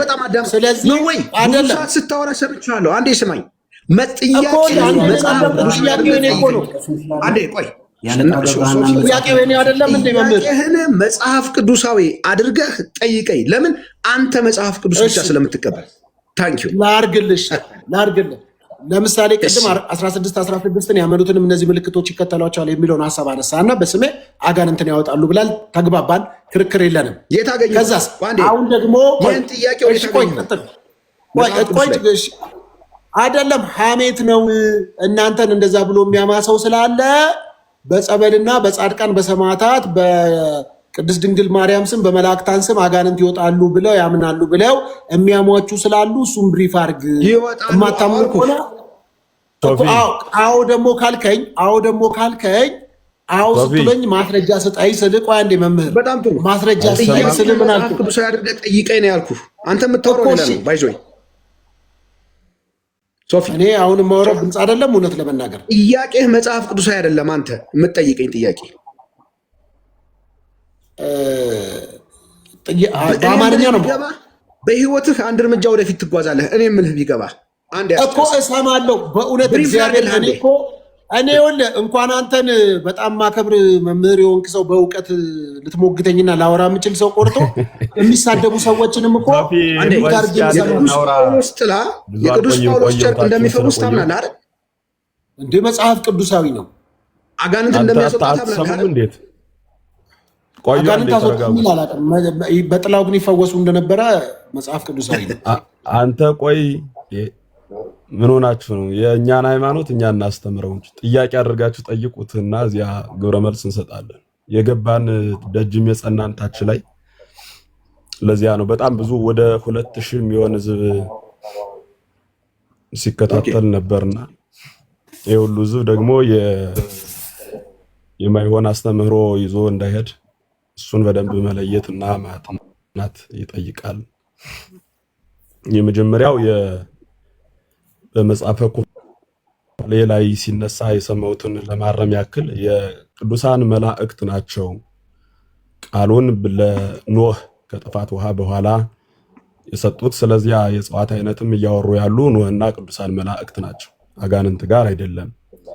ከዚያ በኋላ ወረድ እያለ ታሪኩ ሲነበብ ጽፎ ለልጁ ለሴም ሰጠው፣ ሴምም አርጅቶ ሞተ እያለ ታሪኩ ይቀጥላል። እሺ፣ ስለዚህ ስውሩ የተናገረው ነገር አጋንንቱ ነው ያወራው ብለዋል። አይ ስውሩ አጋንንቱ ነው ያወራው ብለዋል። እርሶ ደግሞ መጡና መላእክቱ ነው ስላሉ እኔ ስለ መጽሐፉ ኖሃው የለኝም እውቀቱ የሌለኝ እኔ አይደለሁም እያልኩ ያለሁት። እኔ አይደለሁም ኩፋሌ ነው እያለ ያለ ኩፋሌ ነው እያወራው ያለው። ተነጋገሩ ሁለታችሁ አሉ። ስለ መጽሐፉ ኩፋሌ ነው ሐሳቡ፣ እንደዚያ ነው። እሱ ጋር መያዝ ይጠይቃል። ከዚያ ውጭ ግን አንተ ደጋግመህ ስታነሰው ወደ ነበረው ጥያቄ ልለፍና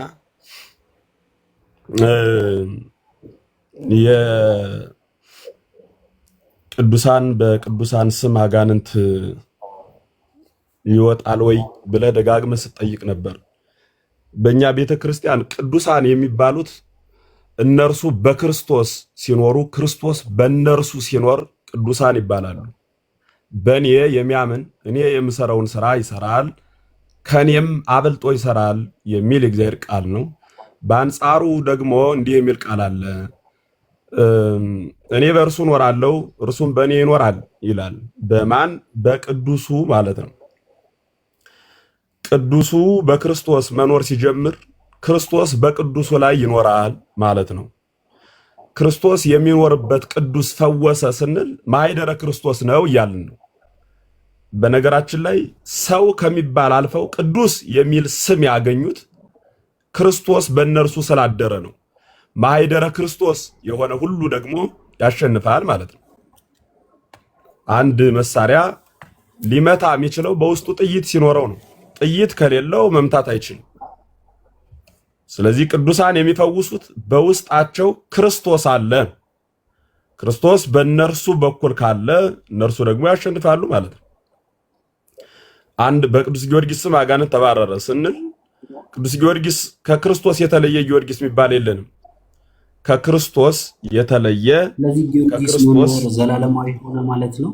መምህር ይቅርታ አድርጉልኝና ጊዮርጊስ ዘላለማዊ ነው ማለት በህይወት በስጋ መምህር በደንብ ይሄዱበታል። ሶፊ ጠየቀኝም በመረጃ ልስጥህና በቅዱስ ጴጥሮስ ጥላና በጨርቃቸው አጋንንት እንዴት እንደሚወጣ አላሳይህ። ለምን እንዲሁ እኔም ለመጠየቅ ለስውሩ ለመምህርም ካፌ ስለሆነ የነጠቃችሁኝ መልስ ሳልሰጥ አይ በቅዱስ ጴጥሮስም በቅዱስ ጳውሎስም ስም አትልቀኝ ሶፊ። አሁን ጊዮርጊስ ምናምን የሉም መጽሐፍ ቅዱስ ግን በቅዱስ ጴጥሮስና ካፌ አይደል የነጠቃችሁኝ? ወይኔ እኮ አጋንንት ይወጣሉ በጳውሎስ መጽሐፍ ቅዱስ ላይ ባሉት ራሱ ጨርቃቸውን በፈወሱት ራሱ አትልቀኝ። አንዴ ሶፊ አንዴ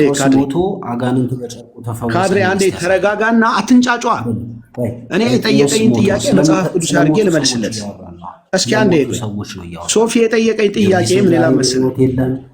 በቅዱስ ጴጥሮስ ለምንድን ነው ግን መልስ ሊመለስ ሲል እንዳይመለስ የምታደርጉት? በስላሴ አንዴ ልመልስበት ካድሬ አንዴ ዝም በል።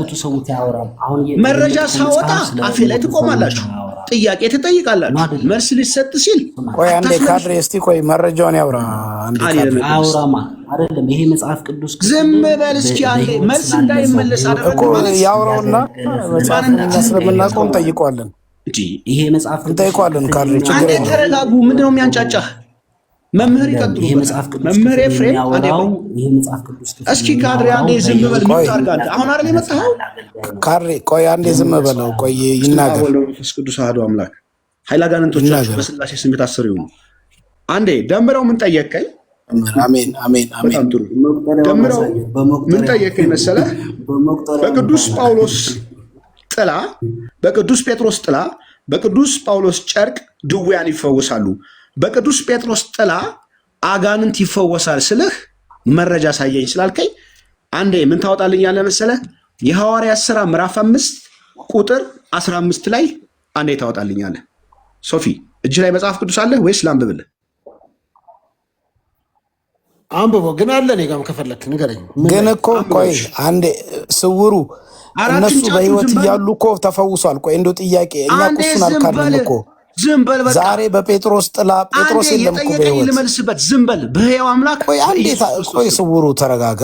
በህያው አምላክ በኢየሱስ አንዴ ተረጋጋ። ይሄን እንድትመልስ እኮ ነው የምጠይቅህ። ዝም በል ይሄን እንድትመልስ ነው። ይኸውልህ ቆይ አንዴ ተረጋጋና አንብብበት። ዝም በል እታች ያሉት ይስሙ። አንተ አልፈወሰም አላለም እኮ የጴጥሮስ ጥላ አልፈወሰም። የጴጥሮስ ጨርቅ አልፈወሰም እኮ አላለም። የጳውሎስ ግን አሁን ዛሬ ጴጥሮስ ጨርቅ አቢባል አለ ወይ የጳውሎስ አለ ወይ እኮ ነው ጥያቄያችን። እሺ አንዴ ነው ጥያቄው እኔ ስለሆነ አሁን እኮ እናምናለን። አንተ የምትለው ጥያቄው እኔ ስለሆነ ያለው ከመውጣት በፊት አንዴ ብንደማመጥ በጣም ጥሩ ነበረ። መምህር ይፍቀዱ አንዴ እንደማመጥ። እሺ አንብበው እርሶ ይቀጥላሉ። እኔ ወርዳለሁ። አንዴ ሚውት አድርጉና አንዴ ነው እርሶ ይቀጥላሉ። መምህር ይቅርታ ምን ብሎ ጠየቀኝ መሰሎት? ከይቅርታ ጋር እርሶ ይቀጥላሉ። እኔ ወርዳለሁ። ሶፊ ምን ጠየቀኝ ስለነበር መውረድ ሳይሆን ሚውት አድርግና ቆይ አንዴ ለጠየቀኝ ጥያቄ መልስ ልስጠውና እርሶ በደንብ እንዲሄዱበት ፍቀዱልኝ። ቆይ አንዴ በዚህ ማንግባባም እኔና እርሶ ቆይ ማለት ከተግባባን ነው። ቆይ እያልኩ እኮ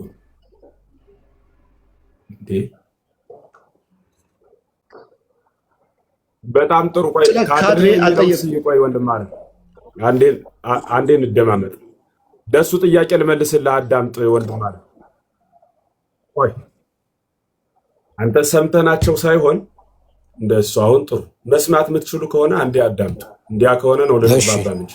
እሺ መምህር በእናንተ መዝለይ ላለው 1000 ህዝብ ጥያቄ ስለሚሆን ለጥያቄው የቤተክርስቲያኗ መልስ ነው የምትፈልጉት። እንግዲህ በእናንተና እኛ ሁለት አይነት አስተምህሮ ነው ያለን። አስተምህሮ ማለት ዶክትሪን ነው።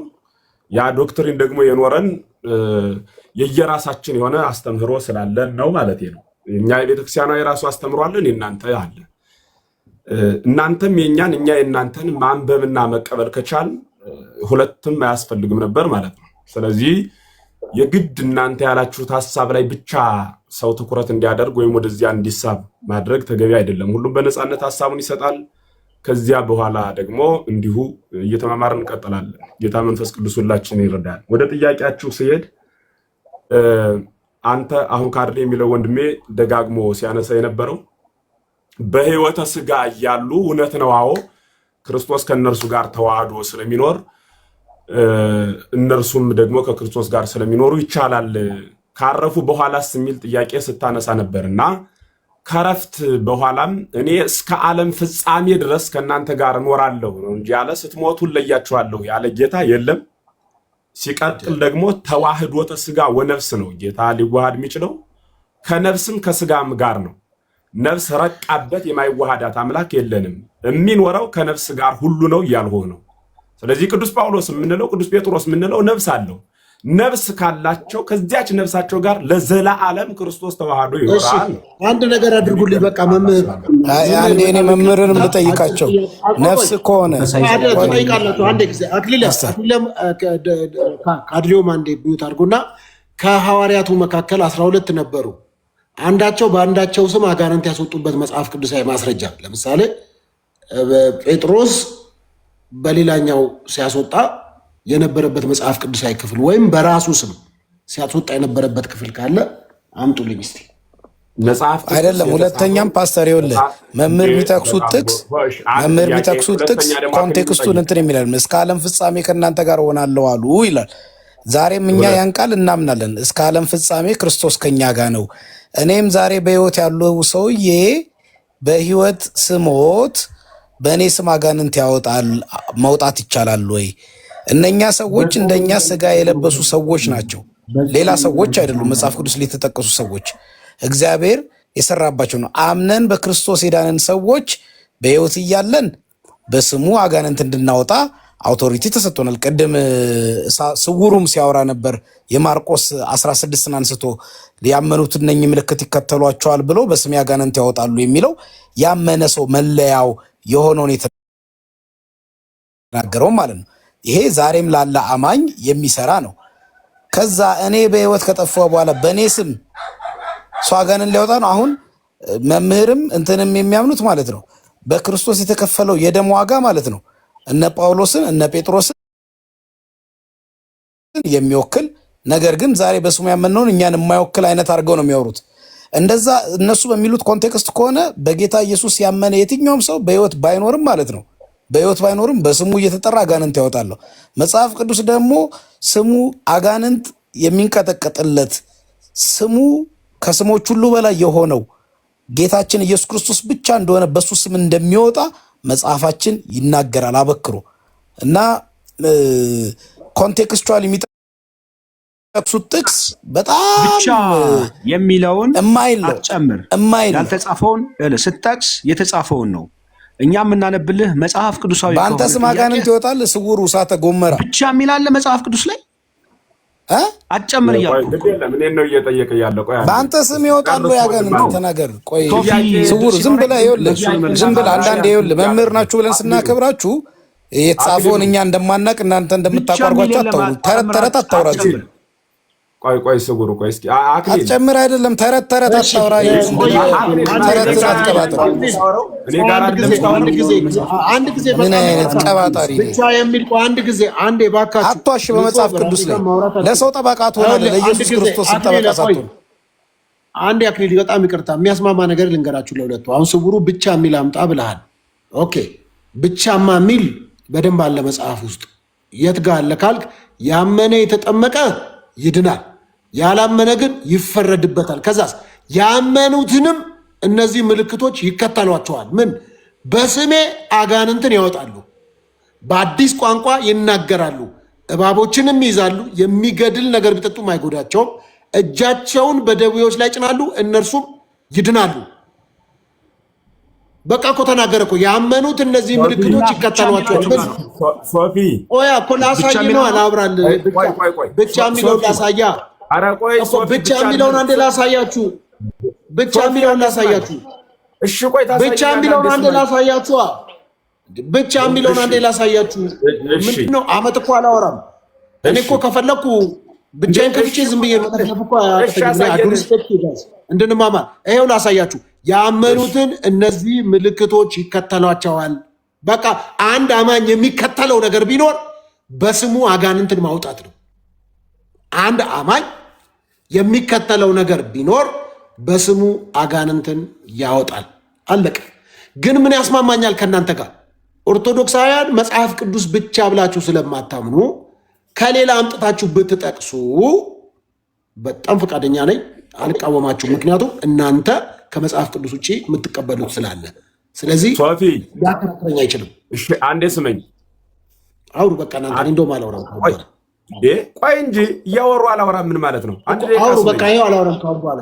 ኖ በፍጹም አሁን ማወራው አንተ ጋር ሚዩት አድርጌያለሁ። በደንብ አዳምጠኝ። ቃል እግዚአብሔር አይደለም የምጠይቅህ። አንተ አሁን ቤት ከፍተህ እያወያየ ነው አይደል? እንደ ትልቅ ሰው እኔ ሳወራ መምህር ጥያቄ የምጠይቅህ ነኝ አልከኝና አንዱ ሐዋርያ በሌላኛው ሐዋርያ አጋንንት ያስወጣበትን የመጽሐፍ ቅዱስ ክፍል አሳየኝ አልከኝ። ቁጥር 1 ጥያቄ መዘገቡ። ቁጥር 2 አክሊል ተነሳና ይሄ እኮ ያመኑት በሕይወት እስካሉ ድረስ ነው እንጂ የሞቱት እኔም ጥያቄ አለ ያለ። ጥያቄ ጠይቃችሁ መልስ ሳይሰጣችሁ ግልብጥብጥብጥ አድርጎ እንደ ሕፃን ዳቦ ወደ ፈለጋችሁት ዓላማ መሄድና አይደለም መምህር እናንተ አይደለም መምህር ይኸውልዎት አመላለሳችሁ እናንተ የምታውቁ እኛ የማናውቅ አይደለም። ቆይ ቃሉን እየጠቀሱ ሲያወሩ ይኸውልዎት እኔ ስውሩ የሚባለውን ሰው ብዙ ጊዜ አየዋለሁ፣ ሚዲያ ላይ አየዋለሁ። አንደኛ ይበሳጫል፣ ሁለተኛ አክሊል ቆይ ስመኝ አልበሳጭም። የምትፈልገው ጥያቄ ጠይቀኝ፣ ማስታወሻ ይዣለሁ፣ ልመልስልህ። ጊዜ ስጠኝ፣ ጥያቄ ጠይቅ፣ ላዳምጥ እኮ እቺ እጠይቃለሁ። ከዛ ጥቅስ እየጠቀሳችሁ ስታወሩ ጥቅሱ እንዲህ አይደለም ስንል ጥቅሱን እኛ ማናቅ። አሁን ፍቺ ነው የምናወራው። እንግዲህ ፍቺን ያለያየን አይደለ? እንግዲህ የመጽሐፍ ቅዱስ የጋራ መጽሐፋችን ነው። መጽሐፍ ቅዱስ ላይ ያለን መጽሐፍ ቅዱስን የምንፈታበት መንገድ ነው ልዩነት የፈጠረው የእምነት ልዩነታችንን። ጥቅስ እርሶ እየጠቀሱ ነው ያመኑትን እነኝህ ይከተሏቸዋል የሚለውን ጥቅስ ጠቅሷል። እሱም ስውሩም ጠቅሷል። እስከ ዓለም ፍጻሜ ከኔ ጋር ነው። ይሄ ነገር እኛ ያን የምንፈታበት ያን የተረዳንበት ሌላ ነው። እናንተ የተለያዩ ስለሱ አርጊው ማድረግ እንችላለን። እርሶ ደምደማውያን ሲናገሩ አይ ይሄ ክፍሉ እንዲህ አይደለም ብዬ እኔን አርጊውመንት አቀርባለሁ። ነገር ግን እናንተ እንደምታውቁት እኛ እንደማናውቀው እያረጋችሁ ስተወሩ ደግሞ ልክ አይደለም።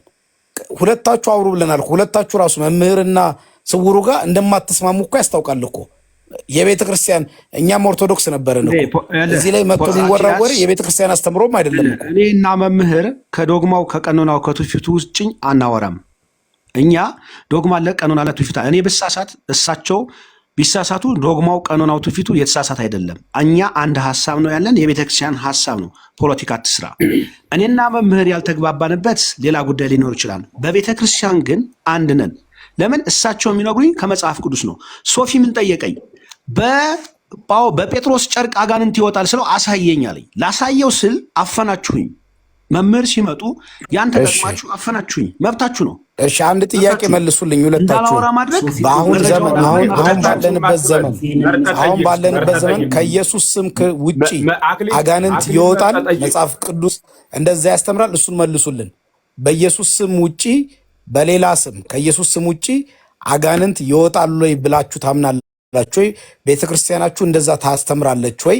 ከኢየሱስ ስም ውጪ አጋንንት የሚወጣበት መንገድ አለ የሚለውን አስተምሩን፣ ንገሩን። የቤተክርስቲያናችሁን ትምህርት። በጣም ጥሩ። አሁን ለማድመጥ ፈቃደኛ ሁን። በእኔ የሚያምን እኔ በእርሱ እኖራለሁ እርሱ ደግሞ በእኔ ይኖራል ይላል አይደል የጌታ ቃል? እየተደማመጠ አይሰማ? ልክ ነው። በጣም ልክ ነው። ሰምተናል። አዎ ቃሉ እንዲህ ከሆነ ጌታ የሚኖርበት ቅዱስ ሁሉ አጋንንትን የማባረር ኃይል አለው። ምክንያቱም ክርስቶስ በቅዱሱ ስለሚኖር።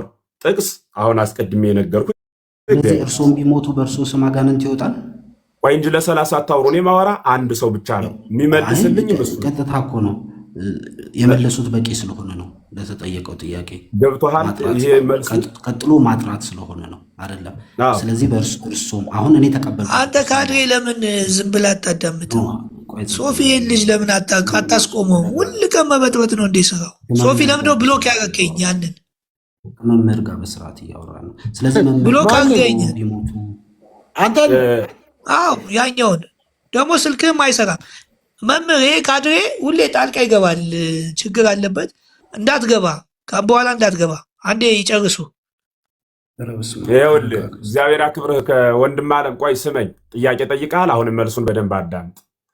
በቤተ ክርስቲያናችን አስተምህሮ በእኔ የሚያምን ብሏልና አንተም ስለምታምን ብታልፍ በስምህ አጋንንት ይወጣል ወይ ብለህ ላነሳው ጥያቄ በቤተ ክርስቲያናችን አስተምህሮ 10 ማዕርጋት የሚባሉ አሉ። ከጽማዌ እስከ ከዊነ እሳት ድረስ ማለት ነው። በቅድስና ከፍ እያልኩ ሲሄድ ቅድስና ደረጃ አለው። አንድ ቀን ወጥቶ ኢየሱስ ጌታ ነው ያለና ለዘላለም መላ ዘመኑን ለእግዚአብሔር ሰጥቶ ያገለገለው ጳውሎስ የተደረጉት መምህር ቅድስናችን እግዚአብሔር ነው የሚለውን በእርሱ እንደምንቀደስ የአዲስ ኪዳንን 2ኛ ቆሮንቶስ ላይ ያለውን ቃል እንዴት ያዩታል ታዲያ? አይደለም ጥያቄ ነው ለሚሉት በቅድስና ቆይ ካሪያ እንደ ዝም በል። ሁለት ነገር ስላወሩ በቅድስናችን በአዲስ ኪዳን የኛ ቅድስና ጽድቃችን እግዚአብሔር ነው። ኦርቶዶክስም እንደዛ እንደምታምን ማቀው ቅድስናችን እግዚአብሔር ነው አይደለ? ወይም ኢየሱስ ነው። ኢየሱስ የኛ ጽድቅ የኛን ኃጢአት ወስዶ እኛን ጻድቅ ያደረገን ሰርተን ሳይሆን በሱ ስራ እኛ ጻድቅ እንደተባለን መጽሐፍ ይናገራል። 2ኛ ቆሮንቶስ 5 ምዕራፍ 5 ቁጥር 1 ላይ አሁን ያልኸው የእናንተ ነው የኛ አይደለም። ቆይ 2ኛ ቆሮንቶስ ምዕራፍ 5 ቁጥር 21 ላይ የሚያወራው እሱ ነው። እርሱ ጻድቅ ሆኖ ሳለ ኃጢአት የሌለበትን እርሱ ስለኛ ኃጢአት አደረገው ይላል። ስለዚህ እኛ የጸደቅነው እሱ ኃጢአተኛ ሆኖ ሳይሆን እሱ ኃጢአታችን ወስዶልን ነው።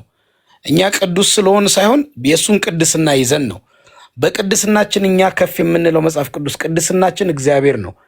በእኛ በእርሱ በማመን እሱን በማግኘት በእሱ በመኖር የምናገኘው ቅድስና እንጂ እኛ ሰርተን የምናገኘው ቅድስና የለም አይደለ?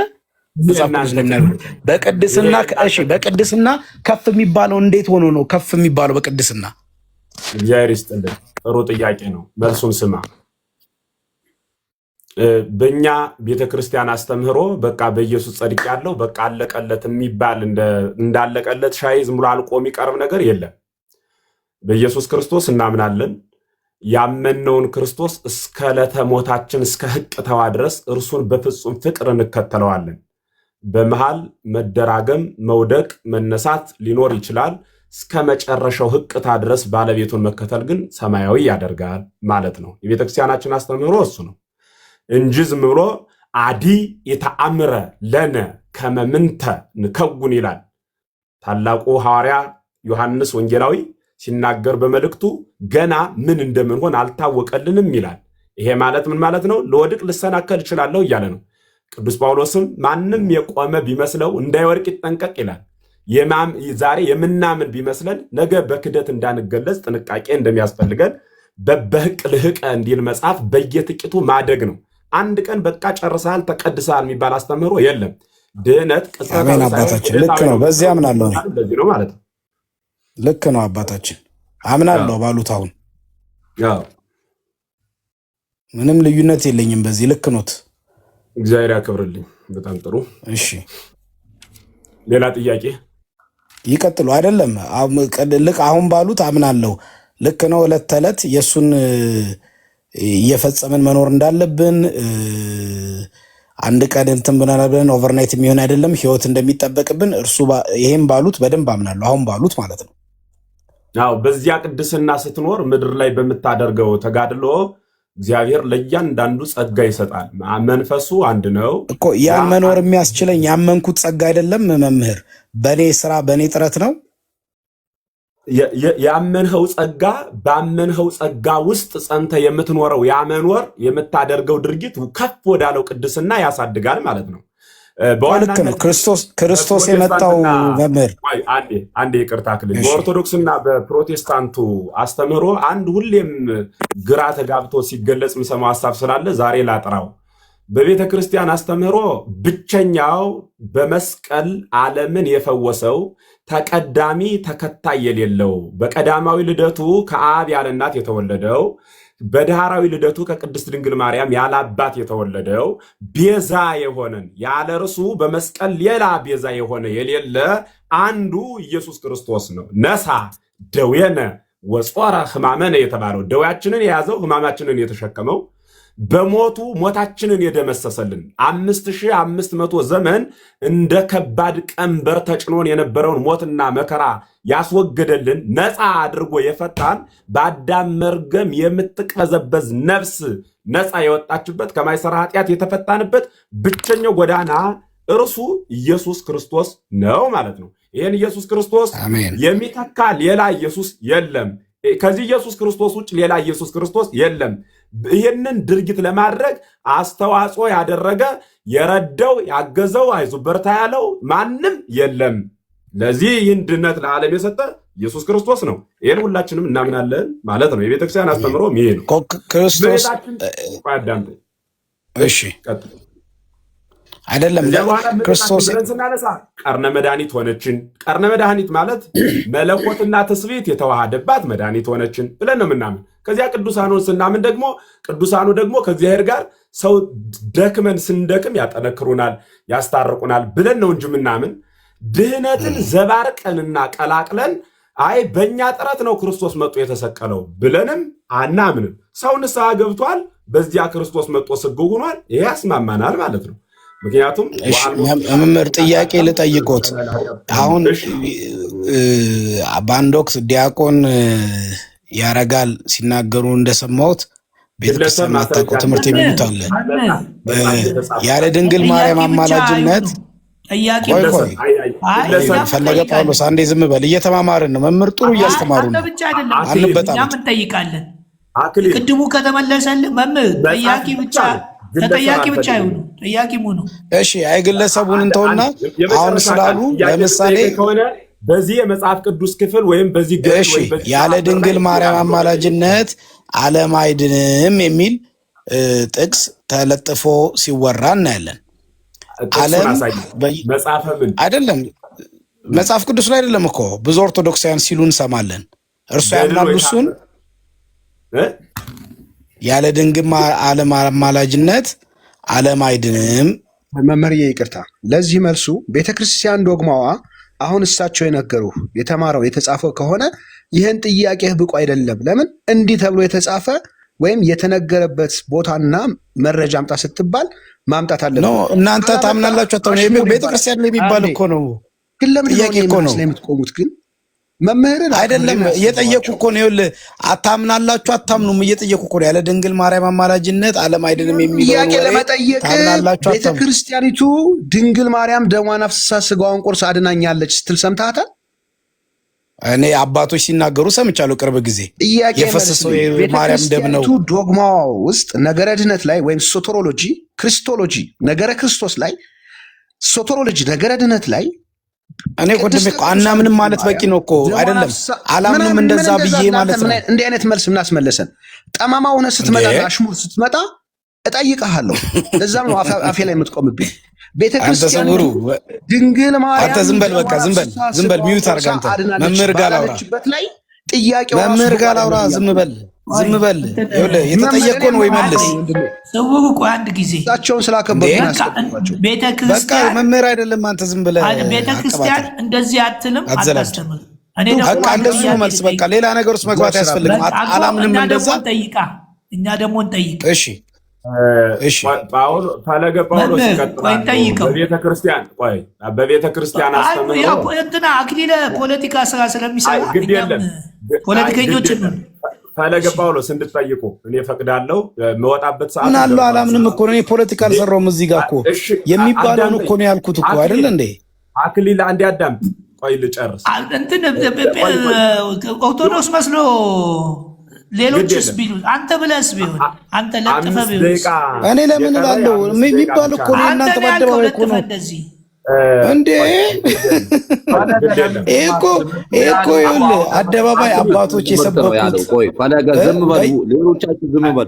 አደባባይ የተለጠፈ በየመኪኖቹ ያለ ድንግል ማርያም አማላጅነት ዓለም አይድንም ተብሎ በየመኪና የተለጠፈ ክርስቶስ ደም ላይ የክርስቶስ ስራ ላይ የተደረገ ክህደት ነው።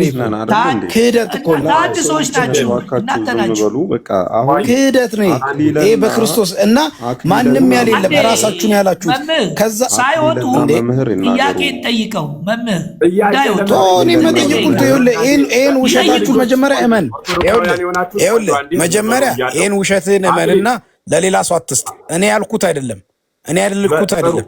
ይሄ በአደባባይ የተነገረ በየጉባኤው የተነገረ አባ አይደለም። ቆይ መምህር አይደለም አያላክ ውሸት አይዋሽ። መጀመሪያ አላለም ውሸት በኢየሱስ አክሊል ማንም ይሄ በአደባባይ እኔ አሁን ቪዲዮ ልክላለሁ። አሁን ራሱ ቅርብ ጊዜ አንድ አባት ማለት ነው ቤተክርስቲያን ትምህርቷ ላይ መጽሐፍቷ ላይም የለም ከሌለ የለም ነው አለ ኖሮ የተሰበከ ነው። ማስረጃ አውጣ፣ ቶሎ በል አውጣ ማስረጃ። የትኛው መጽሐፍ ነው? አውጣ ፈለገ ጳውሎስ ወይ አንዴ ስማኝ። እዚህ አንድ ሻለው አይደለም ያንተ ቤተክርስቲያን መምህራኖች ይታዘባል።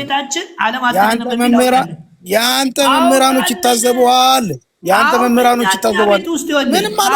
ምንም አላውጣም። ቅባትም ጸጋም ጴንጤውም ተሰግስጎ ስለገባ ይሄ የአደባባይ ኑፋቄ ነው። ባይደው ይኸውልህ የአደባባይ ኑፋቄ ነው። ይኸውልህ ከዛ አልፎ ማለት ነው ይኸውልህ የተከሰከሰው ቤተክርስቲያን ምስባክ ላይ የደማው ደም የማርያም ደም ነው የተከሰከሰው ተብሎ ተሰብኳል። ይኸውልህ ከዛ አልፎ የለም አንተ መቼ ለካና አስቸጋሪ ሁሉም የሚያውቀው ነው። ምንድን ላይ ያለው ትውፊት ላይ ነው። እኔ አደባባይ ያለ እኮ ነው። ምንድን ላይ ነው? ገድል ላይ ነው ያለው? ትውፊት ላይ ነው ያለው? መጽሐፍ ቅዱስ ምንድን ላይ ነው ያለው? መረጃው ከመውጣቴ በፊት አንድ ነገር ልበል። ጥያቄው እንዲሁ በወጣ ብዬ ነው እና አንድ ነገር ብቻ ልናገር። አሁን እኔ በመሀል ኑሬ የምለፈልፈው ኧረ እባካችሁ ምለው እሺ መምህር ይቅርታ፣ እርሶ ብቻ ግድ የለም። በዚህ ሂደት ብትሄዱ መጨረሻው ተሰዳድቦ መለያየት ብቻ ነው እንጂ መረዳዳት የሚባል ነገር በፍጹም ይመጣል ብዬ አላምንም። እኔ ሶፊ ቤት የገባው ገና ዛሬ ነው። ምናልባት በውጭ አውቀኝ ይሆናል ብዬ ተስፋ አደርጋለሁ። እኔም እንዲሁ ቀደም ሲል ከብዙ ዓመታት በፊት አውቀዋለሁ። ብዙ ጊዜ ጥያቄ ያጠያይቃል። ይህ መልካም ጎን ነው። እግዚአብሔር ያክብርልን። ቤትን ለመምራት ግን እንዳለው ቅድም ቀደም ሲል ሁሉም ራሱን የሚያውቅ ሰው እንደመሆኑ መጠን ሲቸገር ያለውና በተቻለ አቅምና መጠን እየወጣሁ ነው። ደህና ደሩ የሚል ቃል ለማስተላለፍ ብቻ ነው። ብዙ አልቆይም። ተወያዩ እናንተ። ምክንያቱም ባትሪ 1% ነው የሚለው ሳልጨርስ እንዳይዘጋ ብዬ ነው። በፍቅር መወያየት ለሁሉም ነገር መልስ ያስገኛል። ጥያቄ ሲጠየቅ ያለ ድንግል ማርያም መምህርዬ ይቅርታ ከመውጣት አለማይድን የሚላል መጽሐፍ የትኛው መጽሐፍ ነው? ጥያቄው መጽሐፍ ካላለ እንዲያሚል እምነት የለም። እኛ ምናምነው በጠቅላላ በመጽሐፍ ተጽፏል። ያለ ድንግል ማርያም አማላጅነት አለማይድን የሚል መጽሐፍ ካለ መጽሐፉን እናየዋለን። እኛ ግን እንዲያሚል መጽሐፍ የለንም ነው። ደህና ደሩ።